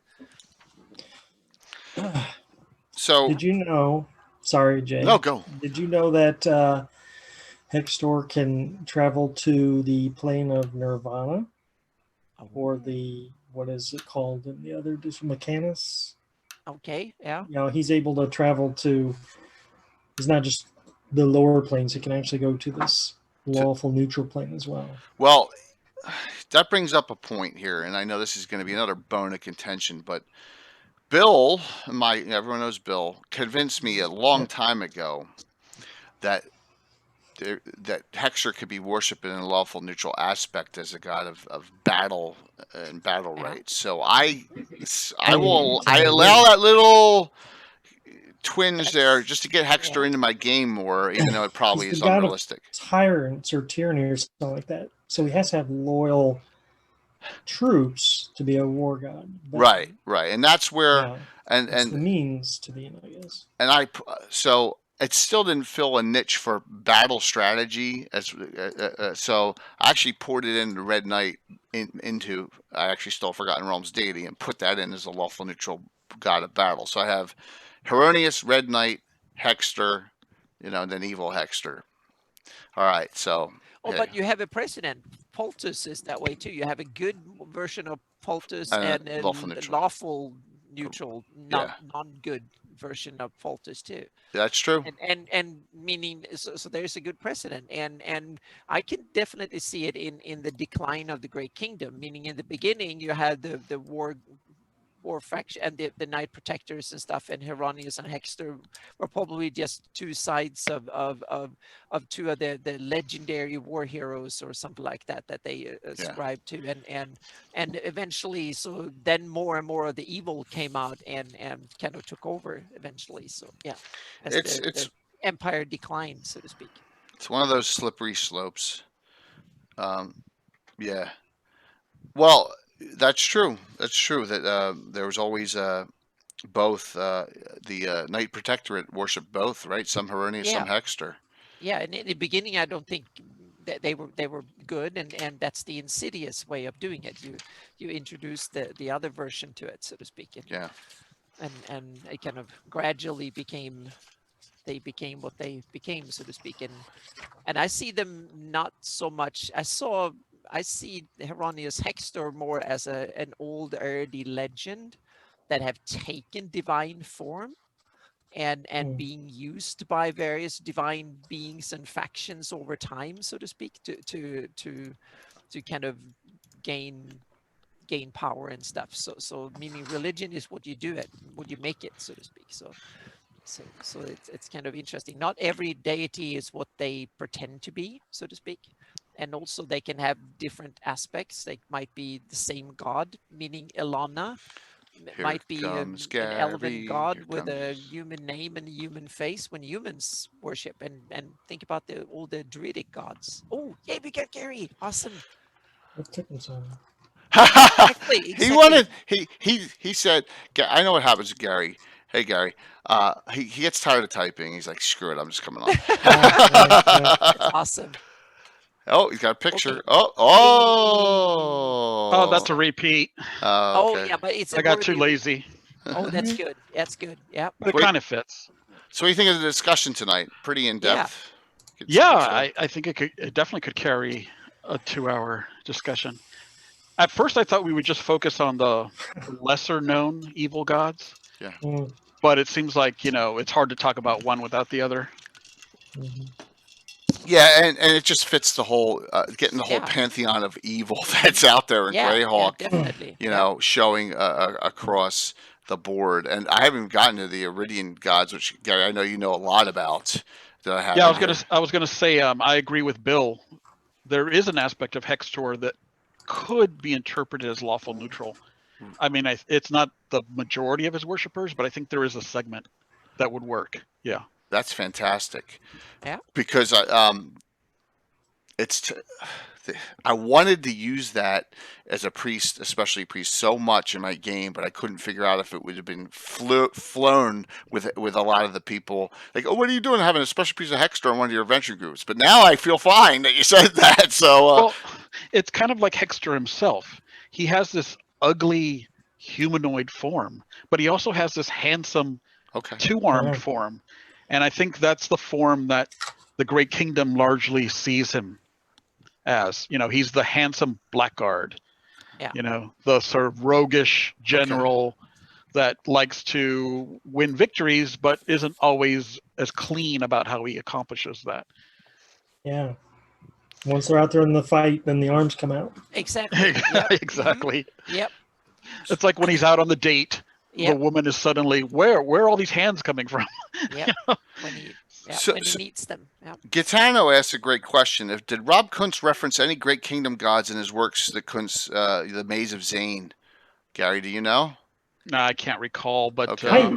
I ran Maze of Zane, but I really can't recall any gods specific associated stuff. with that. Yeah, it seems like Zane may have had an association with someone, but I can't remember who it was. It could have been Neril. Hmm. Interesting. Good question, though. Maybe that's someone we can dig into. I get a lot of interesting hits here. So yeah. Let's see here. Yeah, I mean, I think just to wrap up Hextor, I always thought when I read the 83 guide, the cool thing about him was this notion that he always felt inferior to his brother, and that there are these evil gods who are probably Neril and Encabulus and Tharizdun, who kind of said, okay, we're going to shower you with gifts in order to even the score. So he has this inferiority complex, I think, which is kind of cool. And that he doesn't actually live in hell. He lives in Acheron next door. So True. Just- True. If you want a fantastic reference for second edition for specialty priests already written up, I've said this multiple times, Bastion of Faith has both the specialty priest of Hieronymus and the specialty priest of Hextor with special spells like many arms. So the priest of Hextor can actually grow those arms during for limited times. Bruce Cordell, great reference. I use it all the time, just so you know. All right, go ahead, Gary. and one last thing about him is that his religion is the religion of the Holy Censor. So if you are in Medesia, that was his religion at least for the last 140 years or so. So Okay. that office, whatever that office does, it seems like it decides who the judges are, kind of runs the courts in the Great Kingdom. Because while they are a polytheistic kingdom, they kind of give one lawful faith the ability to run this, and it used to be Foltus, but they got kicked out of this job, so so they were so annoyed by that fact that they founded their own kingdom up in the north. So, and then in between, I think we have who's the Oridian god of commerce and prestige and that Oh, sort you of mean thing. Zilchus. Filchus. Zilchus Yeah. had the job in between, and then when Ivid the First won the turmoil between crowns, he put his own guy, which is Hexor, in. Zilchus. Michael Baton was Zilchus. Yep. Well, I say was until 2 weeks ago. All right, so Gary, I'm going to do one we hadn't get to. That's an Earth Dragon, which I have up now. I have Oh, good, one of the good, good. Wayne Reynolds pictures from that Fantastic Slavers reference. I don't know who came up with this. I guess Sean Reynolds came up with the Earth Dragon, but it came from no? Who did? No, the Earth Dragon goes back at least into the A1 through A4 set. Okay. So in A4, that earthquake at the end is caused by the Earth Dragon. Got it. Okay. And it seems like the cleric there, Stallman Klim, That's is a his picture worshiper right of the there. Earth Dragon. Yep. So no, Sean just recycled it, but okay. Okay. It goes back pretty far. But is that meant to be like natives worshiping a volcano type thing, or was it a literal deity? That's the problem with a D&D setting, is that you can't assume that there isn't in fact a power behind that. It's suggested that it's some kind of ancient, pre anthropomorphic god that that the modern people worship. So I don't know. But it does seem to. If Stallman Klim is getting spells, someone's is giving it to him. And getting earthquakes. So he gets earthquake as an innate ability, I think, once per week, which is really sickening when you think about it. Not even as a spell. If you look through that Slavers reference, they get that as a castable spell early. So there's one god that's responsible for disasters, and that's in the Cabals. Yeah. So it could just as easily be him behind the scenes. It's an interesting concept as to who worships the Earth Dragon, who doesn't, in that whole Slavers reference book. Some of them just think it's a joke, but the priests are very nasty and they're very, very fervent all throughout that book. It could actually be Cyril, speaking of earlier in the chat, because there's some suggestion that the Slavers are in some sense a construct of the Scarlet Brotherhood. They're a proxy for them in order to have this footprint in the north. Maybe they moved in right after the fall of Highport in 513 and decided, hey, you know what? Let's create this secret society here. There'll be a front for us. One of the members is actually a monk who's one of ours. Maybe they're eyes and ears. But then maybe, Cyril, I think this is a great use for Cyril in your campaign, is to create a completely fake deity with her. And she will love, she'd love to supply the spells for anyone who sets up a fake, fake religion, because it works with her portfolio. Great point. I mean, never thought about doing that. Yeah, and there is a connection or a canon for it in the Gord book, the second Gord book. The Scarlet Brotherhood are taking over they have taken over the. Hang on a second. What is it called? Yeah, they have some kind of little citadel the or something. Yeah, exactly. The Strandkeep Castle, and then Gord and. Do you have that on your map, Anna? Oh yeah, it's on my map. Okay. So and Gord and Geller and his gang, they are liberating it or attacking it and digging them in from under and a lot of over, and their Scarlet Brotherhood people up on top and stuff. That's some great Greyhawk scenes and stuff in there. So there is a lot. There is connection. It makes the reference even harder. I mean, it has more substance to it, I guess. But yeah, I think. The Earth Dragon could be played in a lot of different ways. I mean, it could be something real. I mean, there's a suggestion, if you go back to Crovis in the See Pomarjan Die article, that the suggestion is that he is in fact the Earth Dragon. He's sleeping, and that only his rumbling seems to affect people outside. But then that doesn't fit with Stallman Kling being his follower, because it doesn't seem like he's an evil power. Also the more D&D explanation for it would be the Earth Dragon is a Tarrasque. Right, a literal dragon. Yeah. That would actually be a kind of a cool Yeah, that was my first kind of take a monster, but I found a monster in Pathfinder that I kind of like, the umbral dragons that Umbral? are that are another breed of dragons that don't come from Is that the like shadow normal. dragons? Yeah, exactly. It's a powerful kind of extraplanar dragon kind of. Cool. So he kind of took nested in the volcano, so to speak. So that's Nice. one of my and it takes. kind of fits, because if you look at the name that Gary gave to these mountains in the Pomage, they are literally the Dragon's Grab, the Exactly. Dragon's Yep. tomb. Yep. Right. Yep. So maybe Right. there is a dragon buried under there. Yep. So when I found the umbral dragon, I found the one that I thought was kind of perfect for the job, so to speak. It's a kind of a different take on the shadow dragon that is kind of a worm that is kind of really, really cool. So that was, yeah. So now I spilled some beans early. Yeah. No, that's okay. You get little Yeah. tidbits Or, here and there. you know, you could Yeah. go with an elemental route, and it could be Yeah. something to do with the plane of Earth. Mhm. Yeah.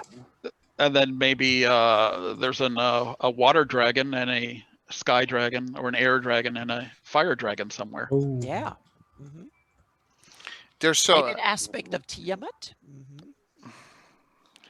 I don't know if that fits the way their clergy works. Oh, that's true. Yeah, Yeah. I'm It's not less, sure. yeah, you need I- something that is more kind of different. Although they do have to slay a good aligned dragon to get their dragon helm, Yeah. which is So, yeah. which is cool.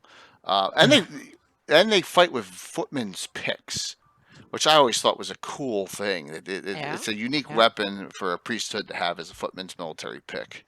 So It's a favorite for gnomes in my campaign. gnomes and peck, right? Those pecks. So all right, Gary, we got you got to help me out with some of these. I downloaded some information, but here we go.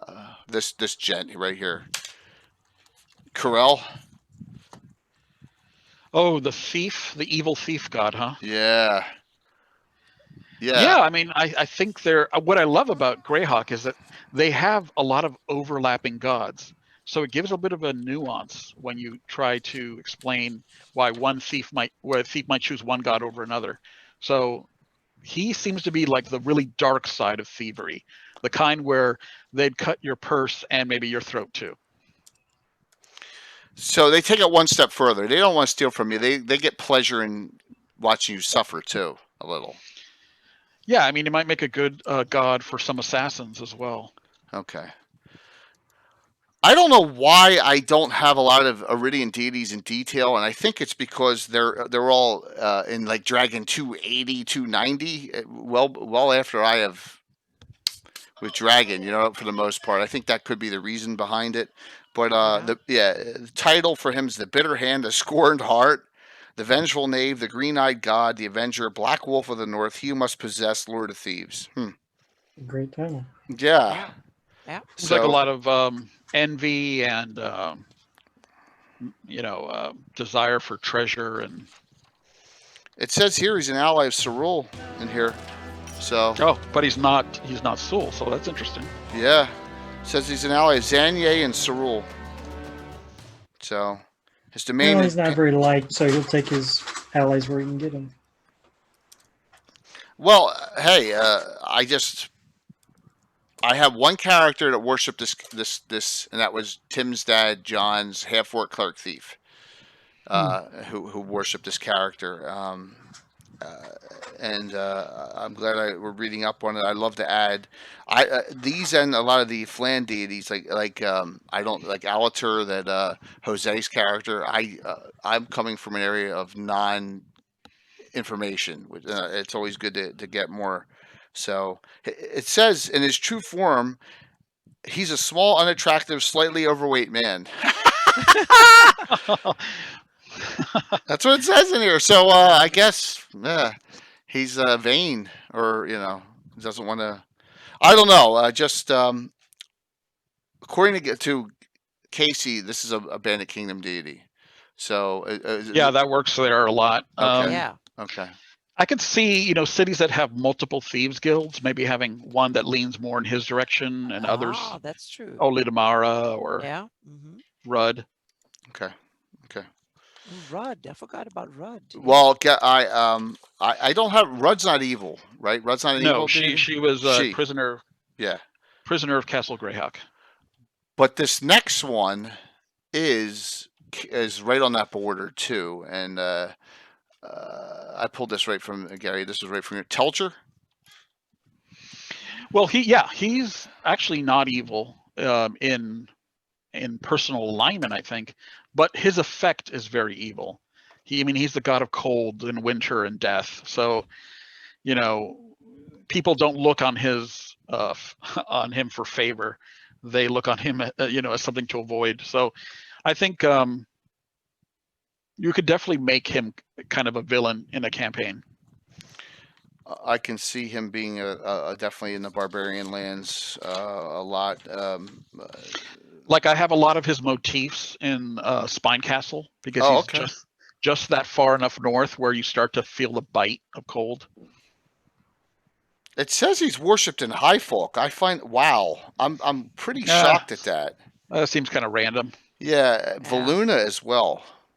A lot of those god assignments in the in the early books and the LGG just seem kind of random to me. Roger Moore largely did those assignments, by the way. Well, this one I can see has followers among the rovers, the tiger, and the wolf nomads. I can see that. Yeah. I can see that. I can't see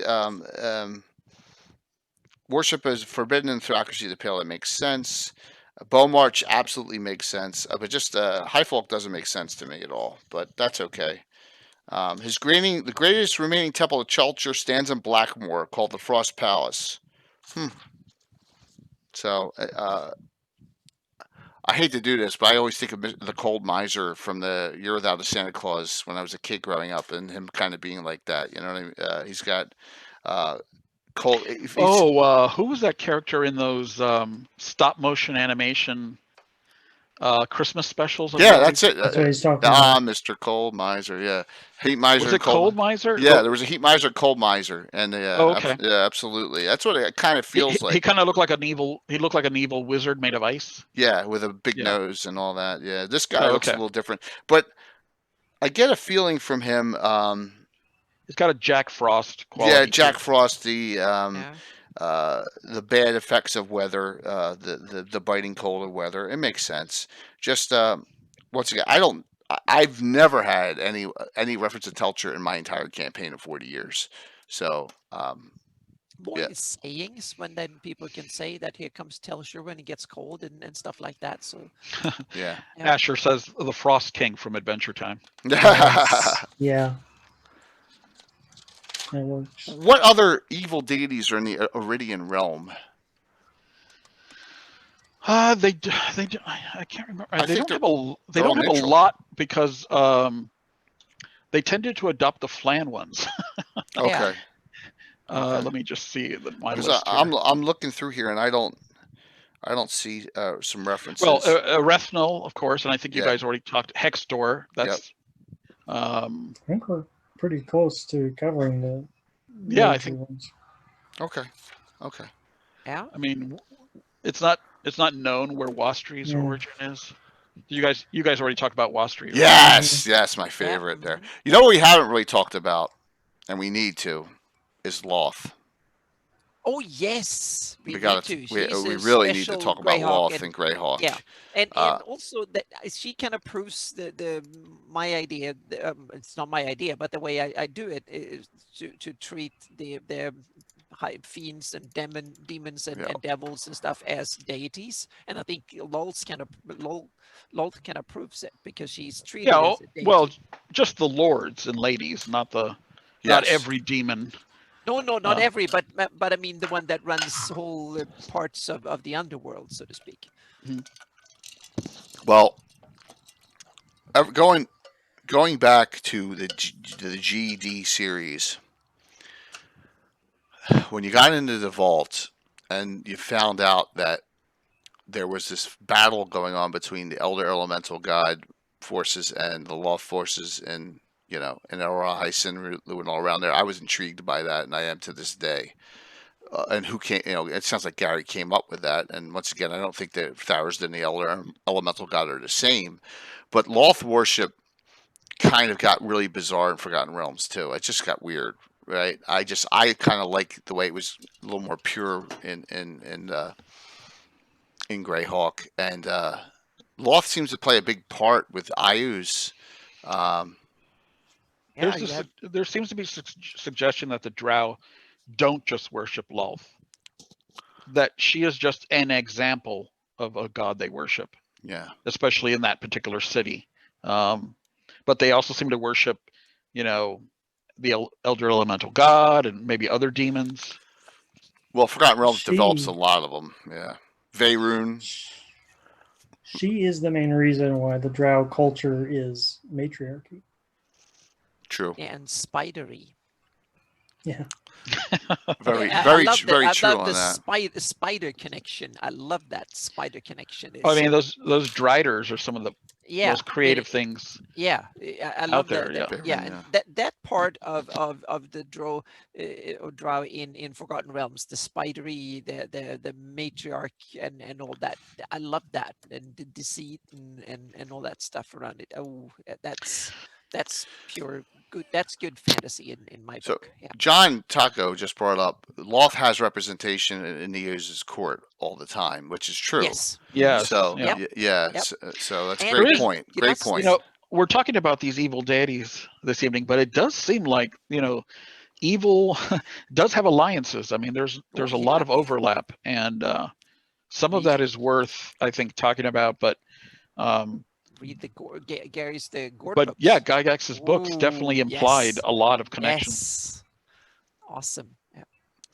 So, another one that I know that is Xana's favorite, and we need to discuss it before the night zone's Grazits, right? We got to do Grazits. Yep. I want to do.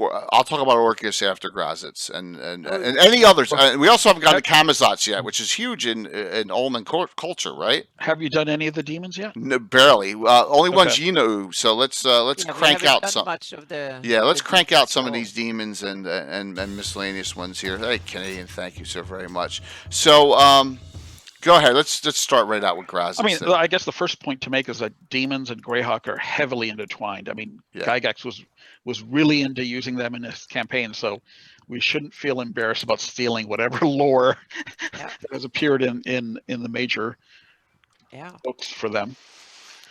But I mean, he is infamous, of course, for being the father of Euse hmm and for having once been the prisoner of Igwilf around 460 common year. So he gets out around 470 and is slain by her. So he's out of the campaign for 100 years, from 470 to 570.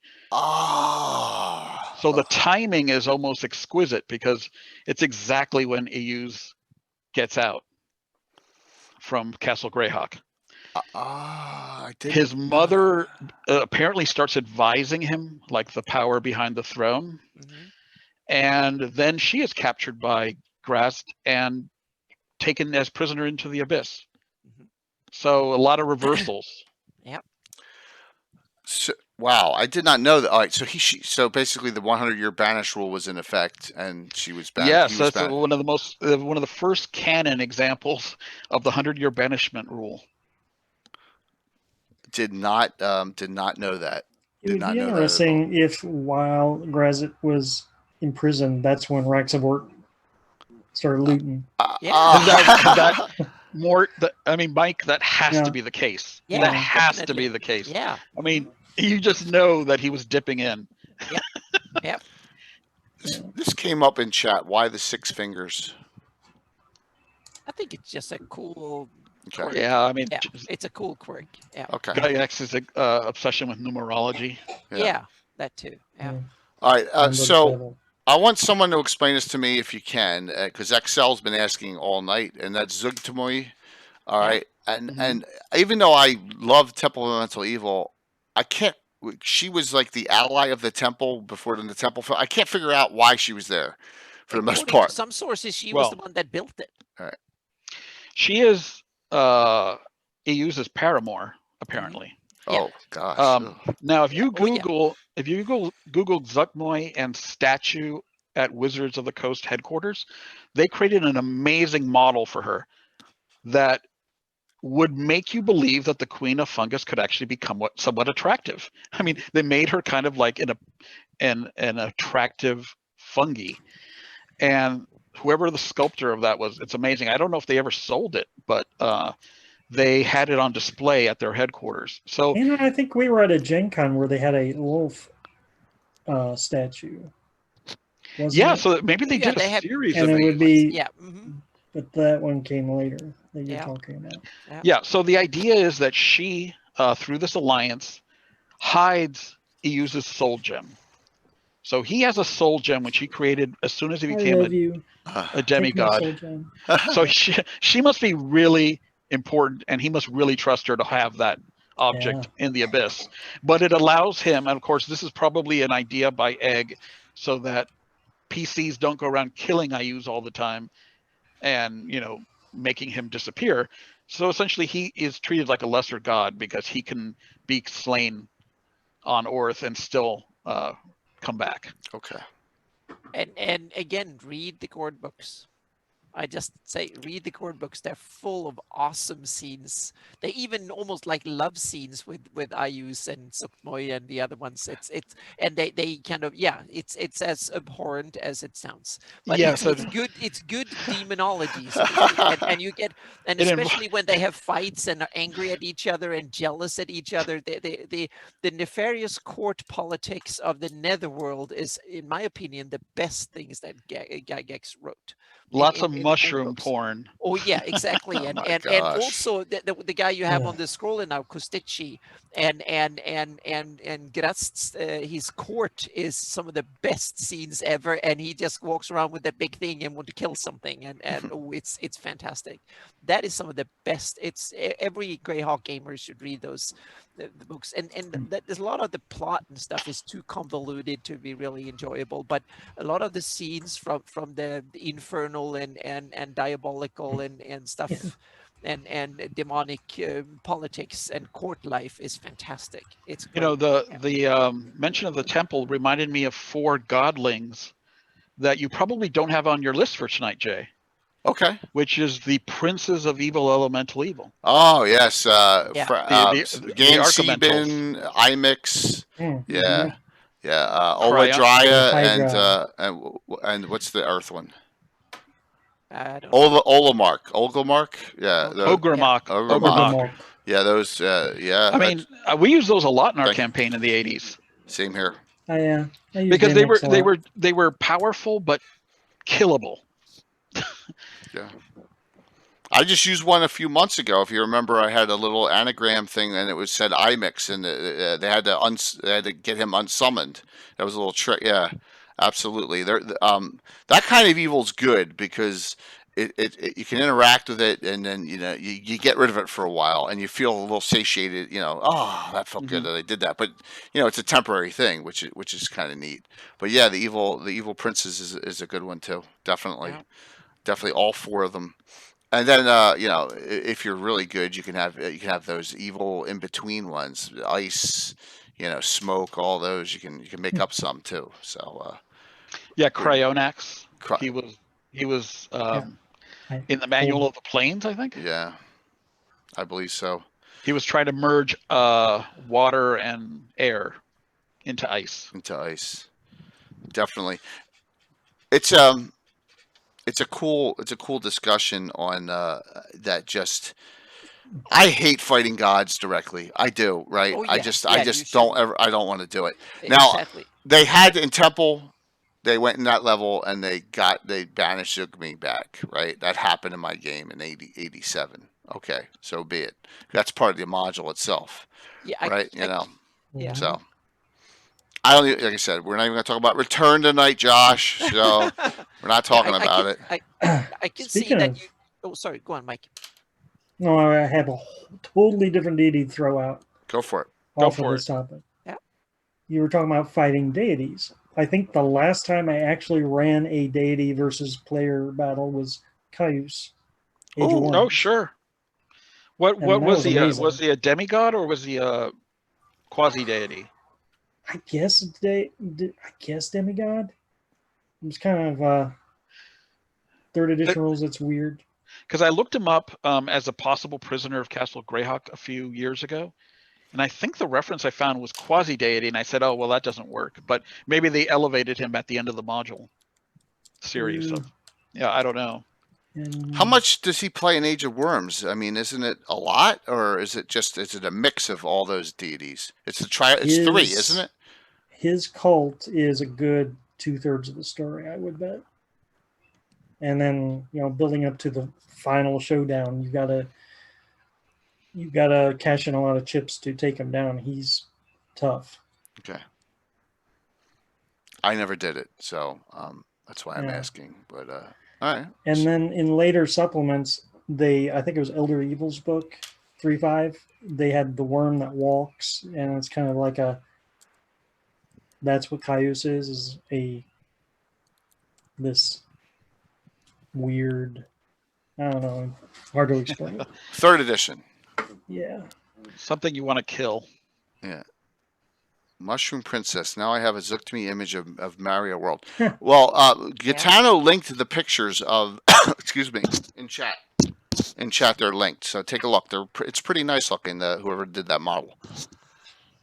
Excuse me. Find the link. Oh, there we go.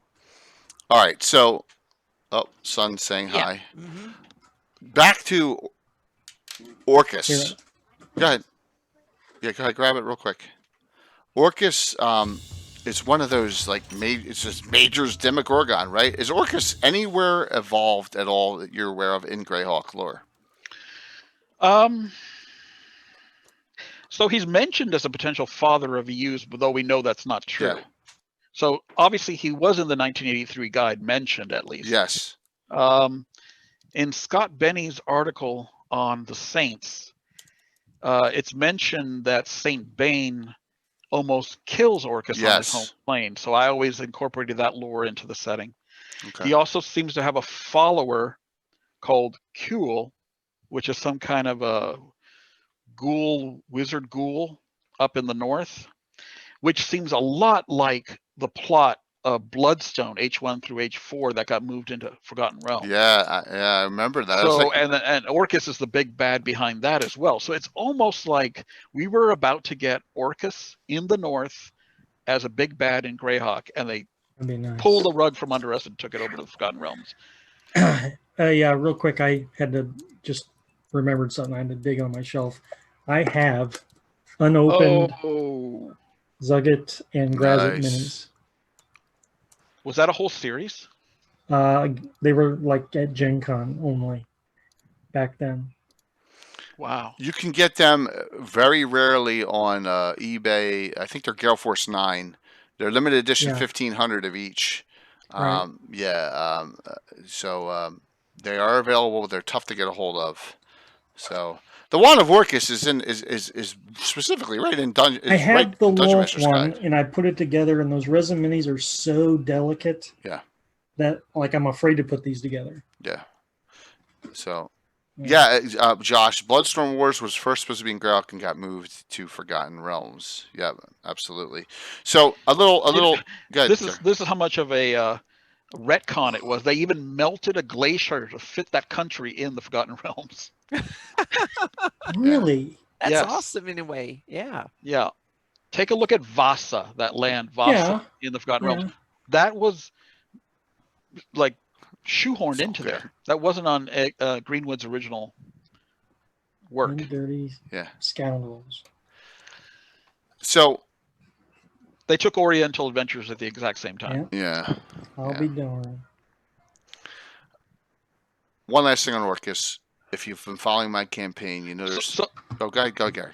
I would just say, I think that you could assume that maybe in the past, these demon cults were a bigger thing. Right. They actually maybe operated in the open. I kind of suggested that with Demogorgon in the east, in the former Great Kingdom area.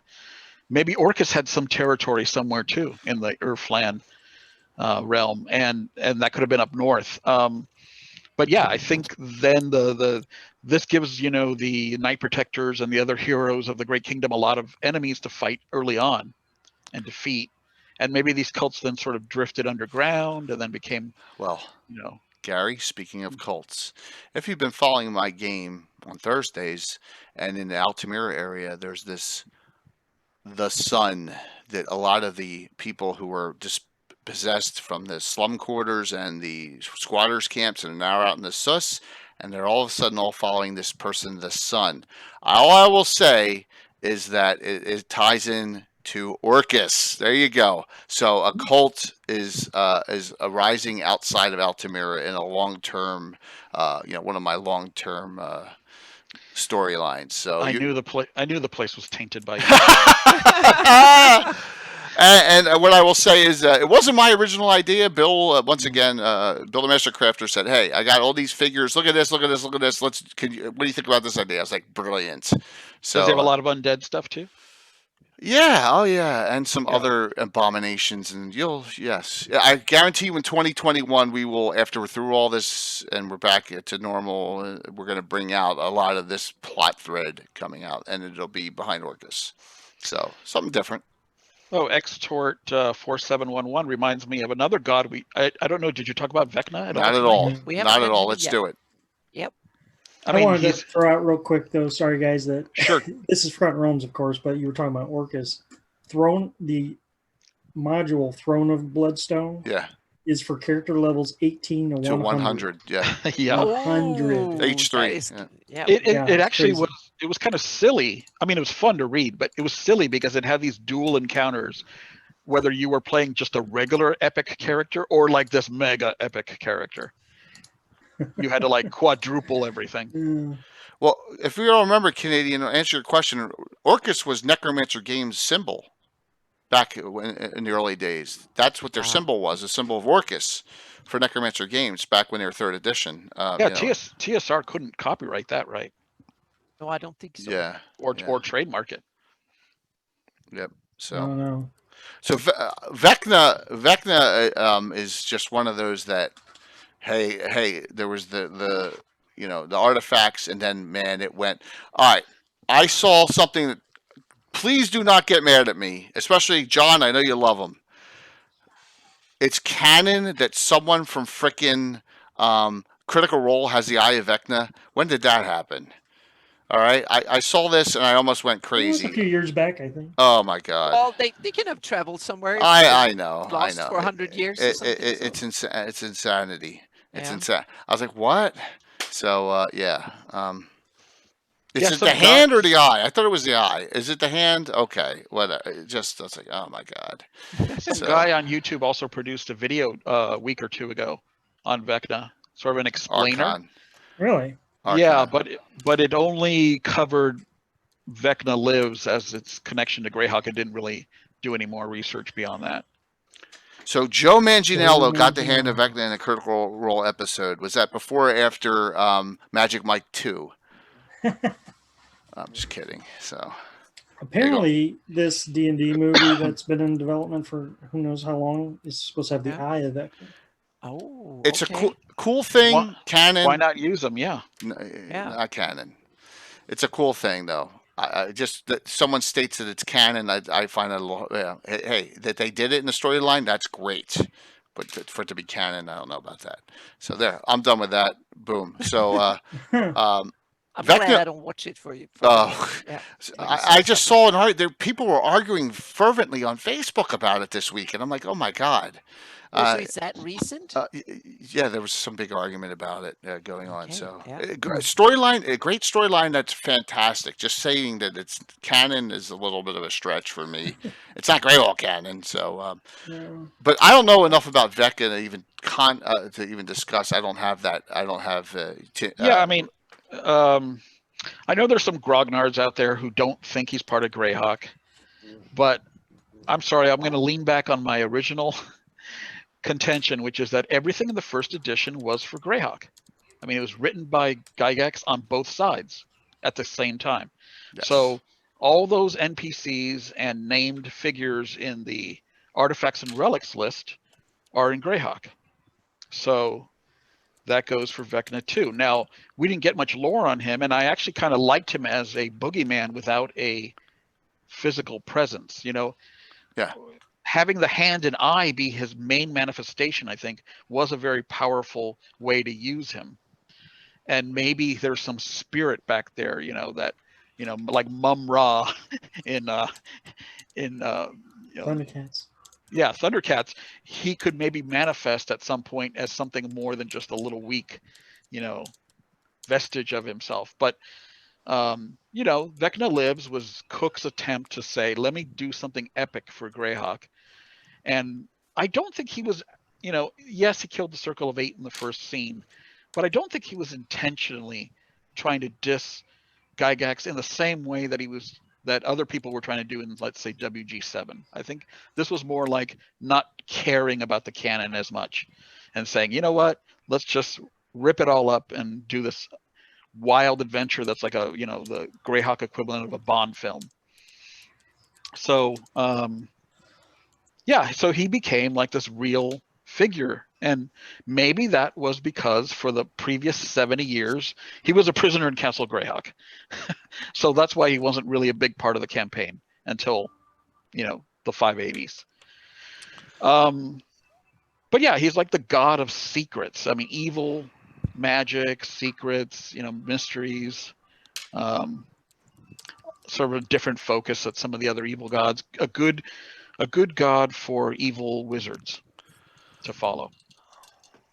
I know what Jason's point is, and I understand it. It's like a bad sequel to a movie, right? You take a great idea, the hand and eye of Vecna, and you develop it. Then someone else comes along and develops it further, and then gets developed further, and then Gary left and got developed further. And I think that's what Jason, being the purist that he is, that's his issue with it, right? Yeah, I mean, this happens all the time in freelancing and fantasy. It's like a game of telephone, and each time it gets told, it gets worse and worse and worse and farther from the original vision, which is why whenever you're writing something, whether it's for your own campaign or for the Orth Journal or a website, always go back to the original source and just check it out again and just see if you're kind of true to the original concept. And that kind of grounds you a little bit, I think. But in the case of Vecna, those modules, Vecna Reborn and Die Vecna Die, are just, it's really corny. I like Vecna Reborn as the idea because Ravenloft, as written, should have been populated by Greyhawk characters. Yes, we did have the it theory. Should draw on all kinds of evil characters. Right. Well, Zalen's in Ravenloft, right? Aslan, back in a minute. Yeah, I mean, just because he's in the module Ravenloft 2. That's where he first appears. Actually, if you believe the lore, I think he is the first in Ravenloft. I'm not sure, either the first or the second. I would say second, probably. Because apparently he and Strahd interact in the beginning. Well, yeah, and they actually appear. They both in Ravenloft 2. Azalen is his main ally in that module. If you look at it closely, he's in that. That's where I ran. That's a tough one to run, but so definitely. But that's once again, they took two modules that were very successful and they turned that into a whole campaign setting as well. But I understand that completely because it was such a cool thing. So. Yeah, it's like the homage to the old Universal movie monsters, but in D&D. Absolutely. So they started to do the vampire, the Frankenstein, the werewolf. Check. Yeah, they had their token gypsies. They had their even their Van Richten was their Van Helsing. Yeah. So it was so designed by numbers, but it worked. Yeah. Just kind of a hard campaign to maintain, though. Definitely, because you're always on the losing end. But it's got a Spelljammer feel to it, but in the Underdark realm, of death, because you got all different. It's the same effect where the realms all cross over because they all meet there. So I guess if you played it in sort of a Narnia way, where your PCs were swept up by the mists and then deposited back on Orth and then taken up again and deposited back and sort of going back and forth, maybe you could sustain it. But otherwise, they were going to get I mean, if you played these monsters as well as they were designed, you would probably be defeated. I remember some fantastic dungeon adventures that were based, like Bane. Remember this? Look it up. I forget which dungeon it's in. It's an early dungeon. Bane of the Shadowborn. Fantastic adventure, and it was a crossover one where you're partially in Ravenloft, partially out. That was a good one because Yeah. you weren't in there permanently. It was kind of like you slipped in a little bit and then came out. That was which I'm okay with. I mean, So the mechanic is a little weird. So, like Mort was saying, I mean, you would have a lot more. Mike was saying a lot more of these characters would end up there, but I guess St. Kargoth was just too badass to end up there. ha! Yep.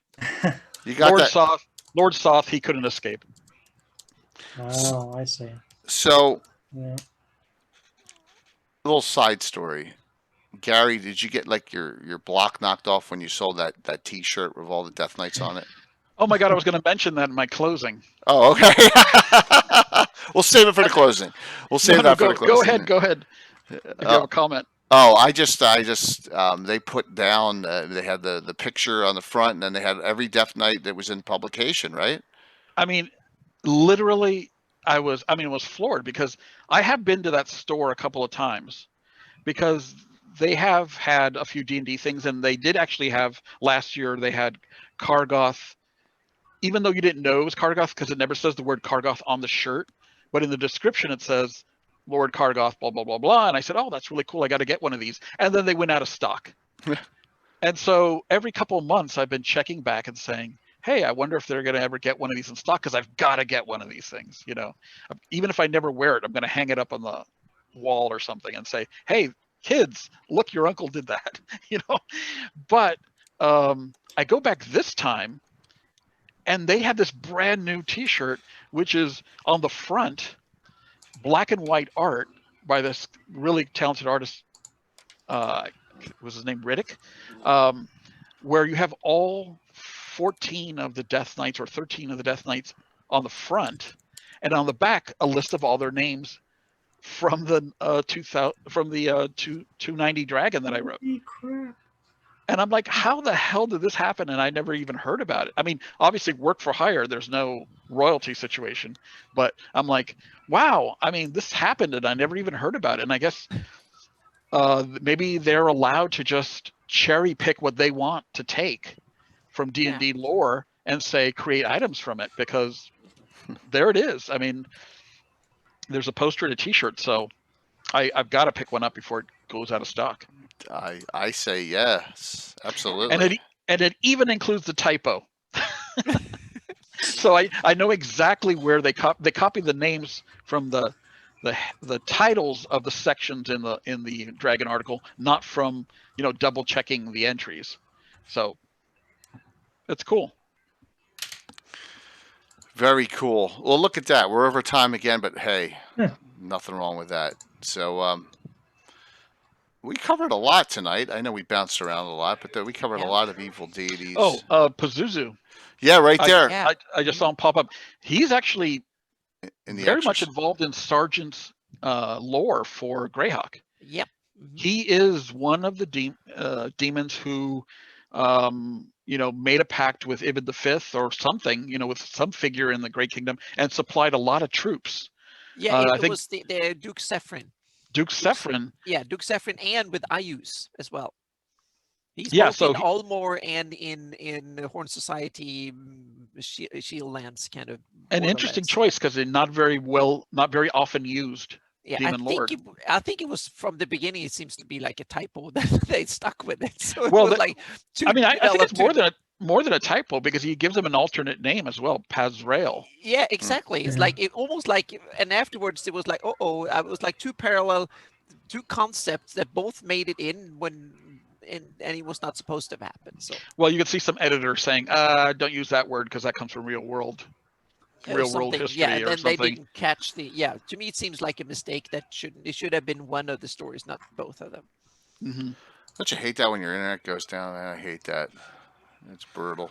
So, so are we missing any evil god? That's Kamazots. We never talked about Kamazots. Omen Empire. I mean, similar portfolio to please talk. Yep. to Raxavort. Yeah. With the bats. But I think it could be a really cool deity to maybe have. I mean, Mike could weave something with, the sea princes going down south and carrying back something Oh, yeah. that causes his cult to start to develop up further north in the Azure Sea.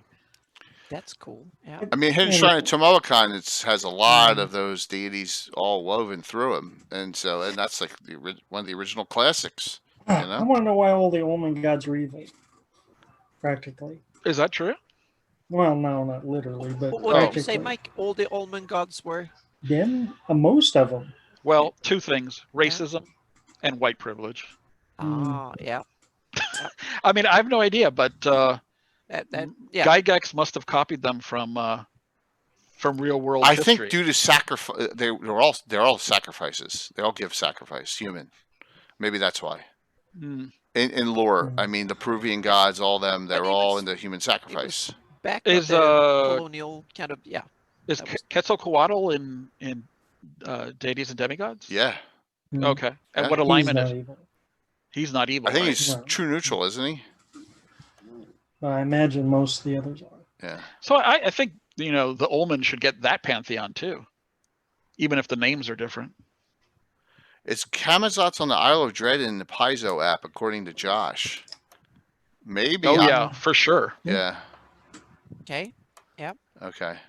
But I think it's this tendency that one major culture, when a culture look at people inside a culture, look at things from the outside, they see it as evil. Just look at the Norse god. When the Romans and later the Christians described the Norse gods and the Scandinavian countries and how they worshipped, they were all evil humans, sacrifice humans, and so it's the concept of being described from the outside. Then all the worst Yeah, aspects of it get blown maybe. out of proportion and stuff. So it's part of humankind, I think. Or But maybe if that's in the list, the game list and stuff, I have to take it literally because the Risen Okay. not misunderstood.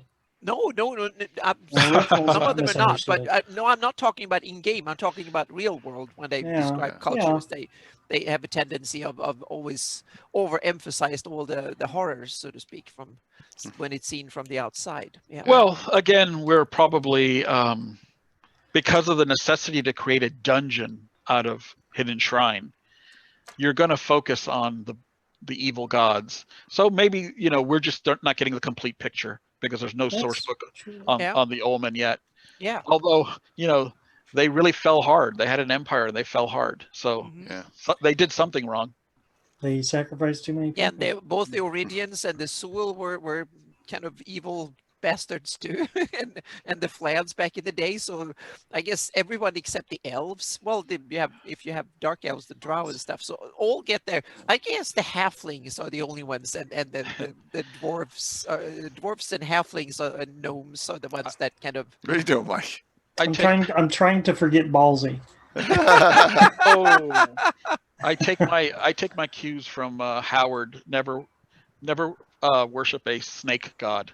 Yeah. Huh. Okay, snakes and rats and spiders. Stay away Yeah. from them. Yeah. Ballsy is And women. Balzaphon, the demon Yeah. Balzaphon from Does nothing for me. Monster Manual 2. It has no lore behind it. It's just plucked from the.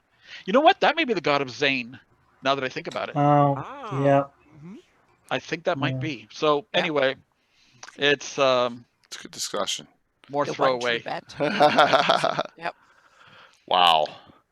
So Maybe there's out there somewhere who worships the Queen of Chaos and Mishka the Wolf Spider too. Mhm, mhm. Yeah. you never, I guess we never know. And the great thing is that in each of your own games, you can modify and use your deities as you so choose. And that's a great thing about Greyhawk. You said, I have finished gods I have in my to supplement my pantheon, and other people probably have some other things that they do differently, and that's the cool thing about it. So, there's gonna be a lot of shout outs here tonight. I have a feeling. So, Yeah. Let's start with Mike here in a closing. What's going on and closing this discussion? What do you got going on, Mike? Well, my Ice Barbarian campaign is still on right now. Good. So that's been fun. Some tail Other shooting that one. what's that? Some Oh yes, tail put some shooting that Telshire in one. there. Yeah, Yeah. yeah, that's a good idea. Otherwise, I'm going to be in Casey's game here pretty soon on the virtual con. That should be interesting. Bandit Yeah. Kingdom What day? fun. Friday, Saturday, or That's a Sunday? Friday. Friday, Okay. I think. Yeah. We're gonna in announcements. We'll talk about that, but we're gonna go over next week for Legends and Lore. But we'll Yeah. discuss that. Yeah. But we'll have yeah. So and you better win because Yeah. Casey's is a tournament 3 times. I think it's me and Christoph and a few other lucky people. We're going to dominate. That's awesome. And Casey's been prepping. Casey's been so right. If you're on a Draco, he's been so busy that he's left me alone for a week on asking me questions about can I do this in Greyhawk, can I do that in Greyhawk. He's still trying to sell. He's still trying to sell his stupid +2 staff from 3 adventures ago, and I've said no. He's also been busy trying to buy a house, so. Oh. That's true. See, real life comes. Real life always got to come Yeah. first, but he's really Oh. busy prepping because you know he wants us to go very well next weekend, which is exciting. So, excellent, Mike. Is your game on? Is that your Sunday night game? Yeah. Very cool. Well, hopefully that continues to enjoyable to be enjoyable with the barbarians. Yeah, I'll run it. See, the plan is that one of the other guys at the table wants to run something once we get into winter, so it won't be for very long. Okay. Nice. Mm-hmm. Anna. Yeah, now there's a lot of things, and I have to apologize for everybody for being kind of half absent from all social media and all that stuff, but I'm really trying to get as much as possible done both before virtual Greyhawk Con and start of my campaign and stuff. So let's start with the Atlas first. I'm just doing the finishing touches of 2 versions of the cover. So there will be 2 versions of the cover for it. So you can choose if you want a colorful one or if you want a more kind of minimalistic cover. So you can choose either or. It will be done there, and the credits and the legend is coming tomorrow or the day after. We'll see. Yeah. So hopefully I will have that all wrapped up and sent out tomorrow. Posted tomorrow, so and then I'll start digging into the appendices for the heraldry and the extras, so to speak, on the Atlas. But then all the maps and the cover and the legend and the credits and the index will be all done. So it will be ready for the virtual Greyhawk Con. And then it's the prepping for my seminar. Yeah. I've dropped a few spoilers tonight, so then it will be my take on how I screwed up all the things we've talked about today and a whole bunch of others, and also for we can talk about how you're going to try and win the most signups deal. Exactly. Yes. Are you ready for this, everyone? Yeah. Here we go. Next week for when we have next week for Legends and Lore, I'm going to get the links to some of the cool source materials. So everyone who's signed up will get a first look at the new campaign map and stuff, so you can kind of prepare and all the nasty questions and stuff you want to ask. So I will put the links to some of that in the kind of the prep for the seminar. So if you sign up, you get the first chance to see it, so to speak. And what is it, like $2, $3 to get a badge if you don't? Yeah, have if you one? don't have a badge, it's $3.12. Yeah. Now, and then the seminar doesn't cost anything. No. So, yeah. Anna is the Greyhawk campaign of Anna Meyer has 36 signups already, and remember you can watch it on Twitch. But if so it does, you don't have to participate this way. But if you want to and you want this stuff early, so Anna's got 36, and the All-Star game Saturday night is the only event ahead of her with 41. After this, Anna, you may jump ahead. We'll see if we can push that up. So. Yes. So no, but the idea with the seminar is that I will talk about not only the mapping that much, it will be more centered towards my campaign and ideas and Yeah. stuff, and what I've done with Greyhawk. And I've spilled some of the beans here and there, but then it will be more, and also more kind of coherent, and also talk about the political situation in my campaign in 598, 599, and some of the ideas and how I go about when I try to figure out what to do next. And also there will be kind of ideas and stuff for my upcoming at least 3 campaign ideas and stuff that I'm working with, and so that they will be kind of, I will try and go about how I do when I come up with adventure ideas and stuff, because I don't run modules and stuff, so I have to come up with my own ideas and kind of do it. So that will be a big part of it, and there will be some interesting new cool material to look at. Nothing it's unfortunately done yet, so it's a lot of pre-concepts and stuff what is coming after the Atlas is done, because that's been a 6 months major project to do. So once that is done, that will free up a lot of time for me to do other cool stuff for Greyhawk. So I'm really looking forward to kind of put the Atlas behind me, but there's still heraldry and there are module locations and a few other stuff to do, but that's more kind of graphical fun than hard slugging work to do the stuff. And I have to especially thank Dwayne Costa, who has it's his birthday today, and so happy birthday, Dwayne. And you helped me so much with helping with the index, and that was a hell of a lot of work to put that in Excel and sort it out and to reference everything on the map. So there's thousands and thousands of, it's a 28-page 2-column 11 by 17 index, so to speak. So 11 by 17-inch pages with, I think, 10 points in 2 columns on each page. So there's like thousands and thousands of names in it. And I think it's cool. If you print that all out, it will be about 100 or so pages. A little over 100 pages. There are 50 pages of maps, 28 pages of index, and the other, so yeah, 80 pages. But when the appendixes and stuff are done, it will probably be about 100. That was roughly what I was aiming for. So, but the appendixes are extra, and the pages aren't numbered as pages. The maps are numbered. So if you want to exclude things, you can just skip it and you can put them in the order you like them, so to speak, but the orders are mapped. And then there's the overview map, the political map, and the legend and credits, and now comes the cover. So it will be kind of maybe it will be the last major version of this map, so to speak, but it might be updates and stuff, but I will probably not use this map technology for any major future work. So that's what I'm going to show, some of the early embryos of the upcoming map technology for Greyhawk, and talk. So the minority of my seminar will be about the maps, and the majority will be about my campaign. But I will use my version of the Flanies map you've seen for 20 years. And I've shown earlier version of it, but now I actually sat down and spent a couple of hundred hours cleaning it up and bringing it into the latest version. I've added a whole bunch of cool stuff on it that reflect, especially the elves and the humanoids, and some of that have gotten a major upgrade compared to the standard map and setting. So that's, yeah, that was my the big ticket items. Yeah. Big enough. I mean, awesome stuff. I'm doing all the prep work, and I actually had a prep session on getting this all worked out, how we're going to do this, and we think we got it all solved. So that's a great thing. You've been that's cool. Thanks, Frank.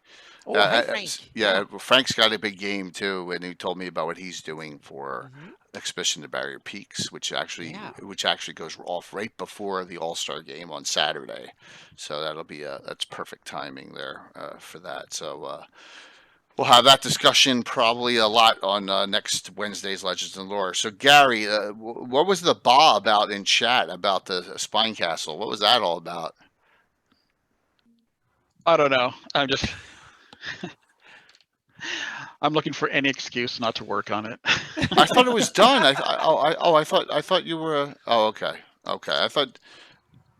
So it was all. Okay. It's a couple of pressure points all coming together at one. One is there's a handful of people want me to revive the campaign, which I do want to do, but that's contingent on me redoing the map from the first Dungeon magazine that published it. So once those dominoes fall, they'll all start to come together. But I'm working on mapping techniques, and of course, I'm testing them on yet another city called Gradsel.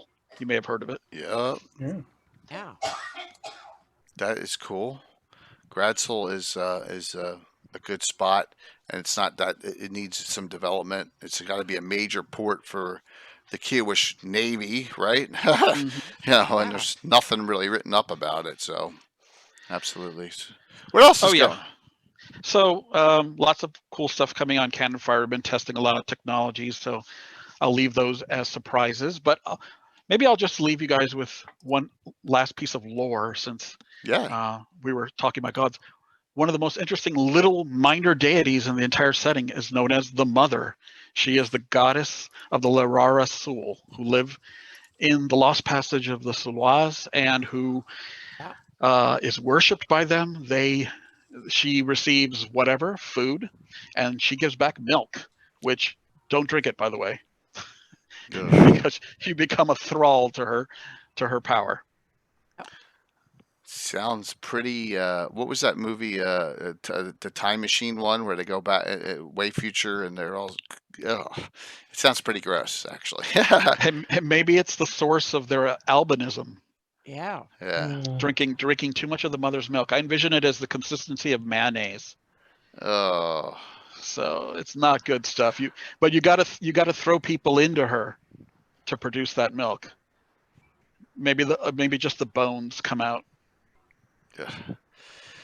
Yeah, it sounds like a big. Yeah, Josh, sounds like a big ass white pudding or something, but it's Yeah. pretty Yeah, gross. but she's got a good racket going, because she's holed up in a nice chamber. She gets the food brought to her, and then she's got the worshippers. Yeah, Yeah. That's pretty awesome. grotesque. Yeah. Mm-hmm. All right. But other than that, Good. on Friday, I'm going back to California for a week and a half, and I will have to attend virtual Greyhawk Con from California. Okay. Well, we will see Gary twice during Virtual Greyhawk Con. We will see him on the Saturday night game, which is the All-Star game here, with your Priest of Saint Benedor all written up. Very excited about that. And hopefully you and Merrick Ona won't butt heads too much, but you never know. Well, there's two Relish as worshippers, right? Yeah, well, one of them is played by Chuck, and that's Fritz Winchester, who's like, he's like the stool sample of the party, right? He's a thug thief, but he's real good at hiding, and he's just like, yeah, it'll be Chuck is sorry, Chuck, if you're on, Chuck's the comedy relief for this, right? So it'll be good, it'll be fun. But he's running. I'm gonna have to make an ally out of Luke, and we're gonna have to And Anna. Yeah. We can. and Anna, and we're gonna have to clean up the bad luck. Yeah, we have to kind of try and get something done anyway. So And the dwarf and Stephen Chenault, Angram, his dwarf's awful good too. So oh, okay. Good. Oh, okay, all We right. have the party that are decent characters. three, That's yeah, 4 of them are good, and 2 of them are kind of stupid. So yeah. so it'd definitely be a real So there's a lawful fun. stupid and a chaotic stupid. Yep. Yeah, definitely. But that'll be a blast, and then we'll see Gary again on the Ask the Expert show, which is the last show of Greyhawk Con that Sunday night. And I've asked another person to join that, because we know we only have Len for a limited amount of time. So and he has not gotten back to me yet. Thank you, Dorgam, for tomorrow. I will note that down. Well, if it isn't Razgon/Rip Van Wormer, I don't know. How's David Leonard sound? David Leonard is a great scholar. Yep. Definitely. So I've asked David. I've asked David to join the group. Oh, awesome. Yeah, for that one and the one the week after. So for both. So we'll see. That's who I've asked, because I know we'll have Leonard for a limited amount of time. So aren't you on there? Yes, you're not in this one, Casey. You're in the one the week after for Autumn Revel. You're not an Ask the Expert at all, by no means. So I'm sorry. No. Yes, you are in this one. All right. So here we go. I'm going to show it real quick. If I could find. No, I don't know where I put it. Here it is. You're in this one the week after during Luke Gygax's Autumn Revel. There, your name's up there. Leonard Kafka and Meyer. John Birchfield's going to join us. from Blue Box, Casey Brown, and then we'll add a couple other people to that one.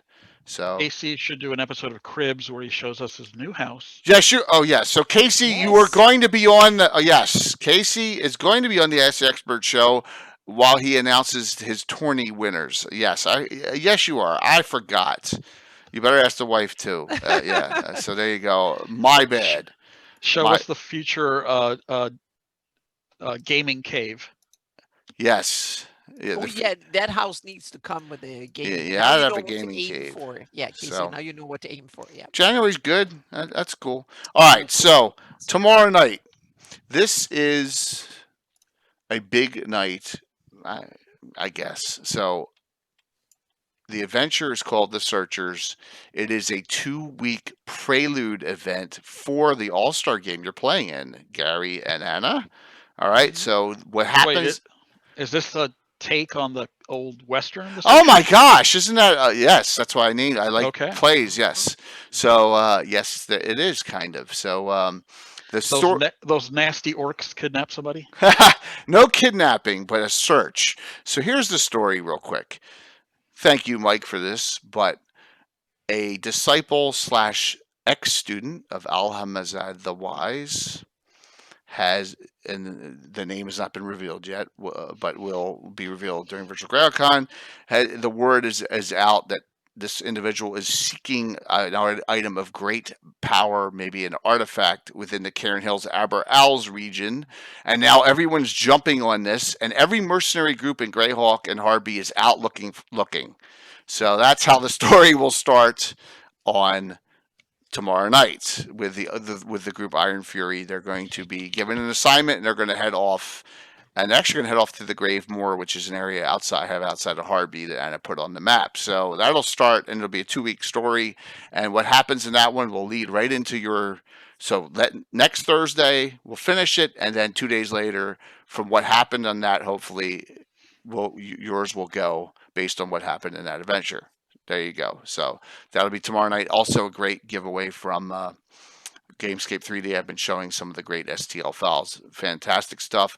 A little note, down the road, Jeremy has agreed to do custom Greyhawk buildings for us that exist in modules. Okay. I mean, now it's a long process to do that, but he has agreed to do stuff like that too.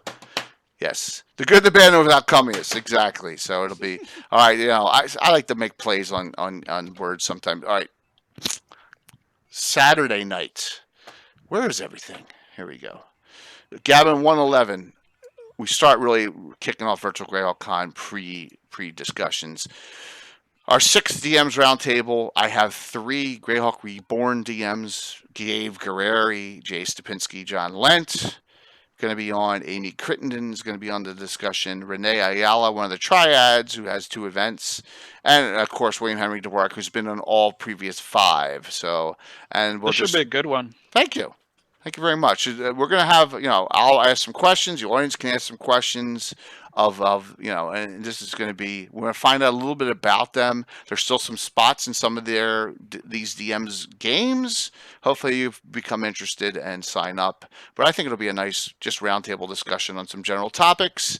We'll keep it, of course, non-political, but we always like to hear, some ideas on some things like problem players or, DMing style. And you can feel free to ask anything. Like, we haven't had one in about, 25 episodes. So it was time to have one that fits in perfectly.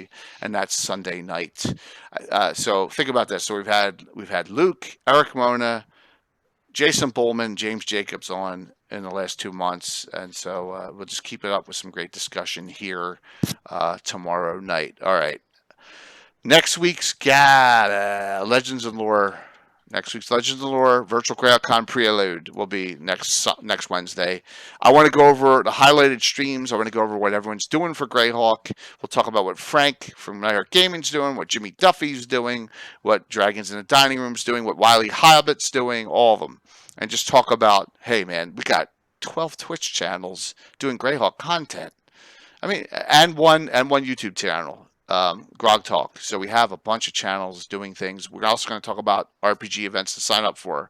So that'll be next Wednesday's Legends and Lore. Normally this would be more of a Gavin discussion, but I got the, this is like 2 days before the actual event. So this is kind of like the warm up. And then I'll have, so starting Wednesday, I have 7 streams in the over that whole course. Hmm. I'll be busy.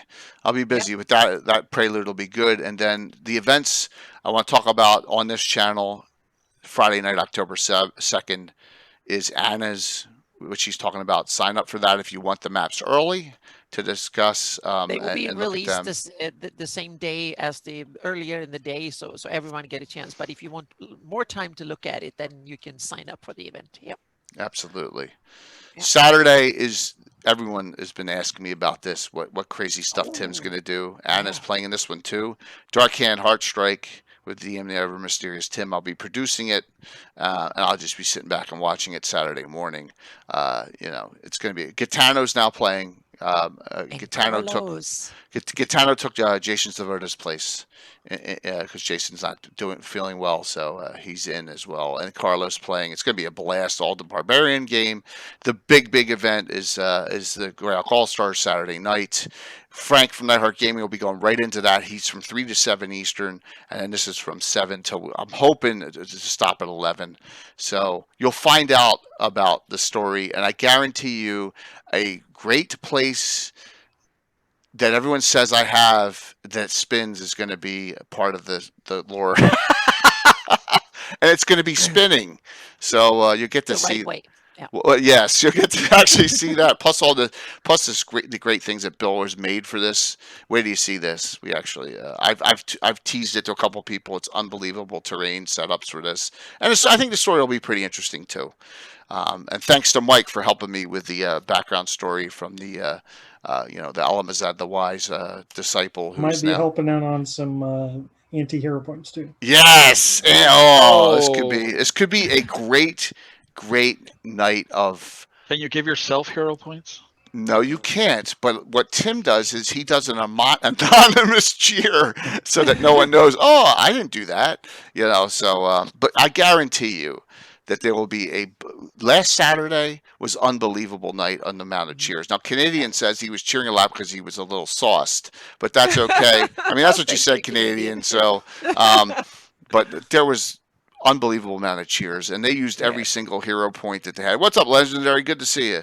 I wouldn't worry about it. I think you all have plenty, but the anti-hero points may be drunk cheers or drunk cheers. That's exactly it. So we had a blast with that. And then Sunday, a little fun game. Brian's DMing. It's a reunion of my WoW guild, but it's Return of the Salmore Rangers instead of the Lordaeron Rangers. And this is going to be, if you ever played World of Warcraft, it's going to be, we're going into the Dead Mines. Van Cleef and that whole spoof thing. It's going to be just a fun little Sunday morning game. It'll be a blast, and then Sunday night we'll finish up with the Ask the Experts, and hopefully David will say yes, and then we'll have another expert there for that discussion. I tried Tim Cass, but Tim just got out of the hospital, so unfortunately, so yeah. Bronx cheers, any kind of cheer. So I know I'm missing something. Yes. It would be cool to have another old school person. Yeah, I really tried to get Tim there, but we had Leonard and Alan and yeah, Alan's pretty good on the old school as it is, and Dennis is kind of melded. He's kind of old school too, I think, or maybe he moved to 3rd edition. I'm not really sure. But that'll finish up Greyhawk Con, and we'll have Casey hop on and talk about who won his tournament, which will be neat too. So I am so excited. I want to say congratulations to the community. Like Josh Pop told me to say that, said thank you. So there you go. I'm saying it the way he told me to say it because it sounds cool. We reached registration number 200 today for Virtual Greyhawk Con. So there you go. We still have events that are not filled. Every Greyhawk Reborn event is filled but 2, and they have 1 seat each left out of 15 events. They're all filled for the most part. There are still plenty of, you can always sign up for any highlighted stream because the limit's 200. There's unlimited amount. Check them all out. There's some really good games, and I am excited as all heck. Thank you, Jim. Thank you so very much. We are, and I've already set the date, first weekend for next year, October 2021, to do this again. It's already in tabletop events because I didn't want any other thing going on to conflict with that. I wanted to jump on that. That's our weekend. Yeah, first weekend in October is going to be our weekend for this every year. I think that's cool. Just like Yeah. Game Old Con's first weekend in November now, right? Mhm. So there you go. So trying to get it set. So if anyone else have anything, Yeah. we only ran 37 minutes late tonight. So Wow.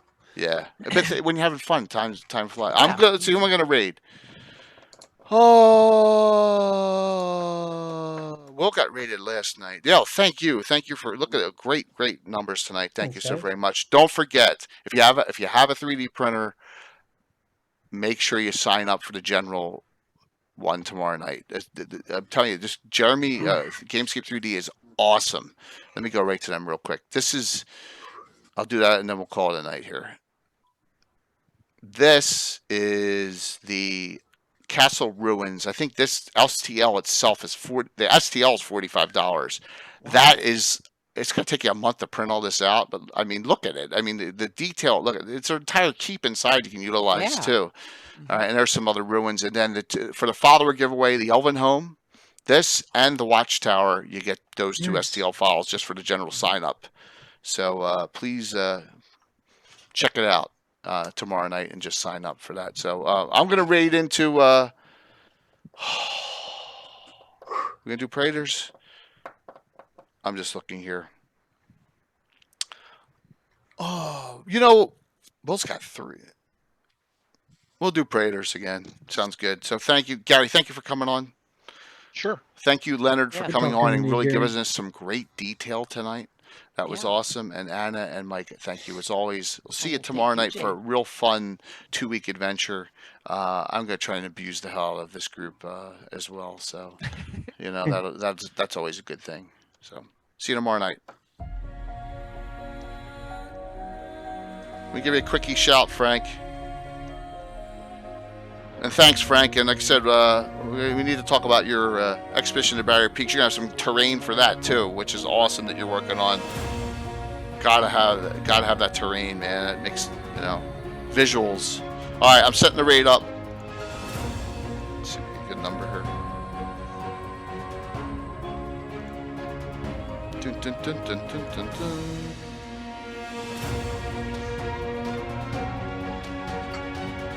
Dun, dun, dun. Looks like good numbers tonight. Oh yeah, absolutely. Thank you. 10 seconds. Yeah, I know. Print and paint there, Frank. I understand, man. It's so hard. 5 seconds. All right, heading in.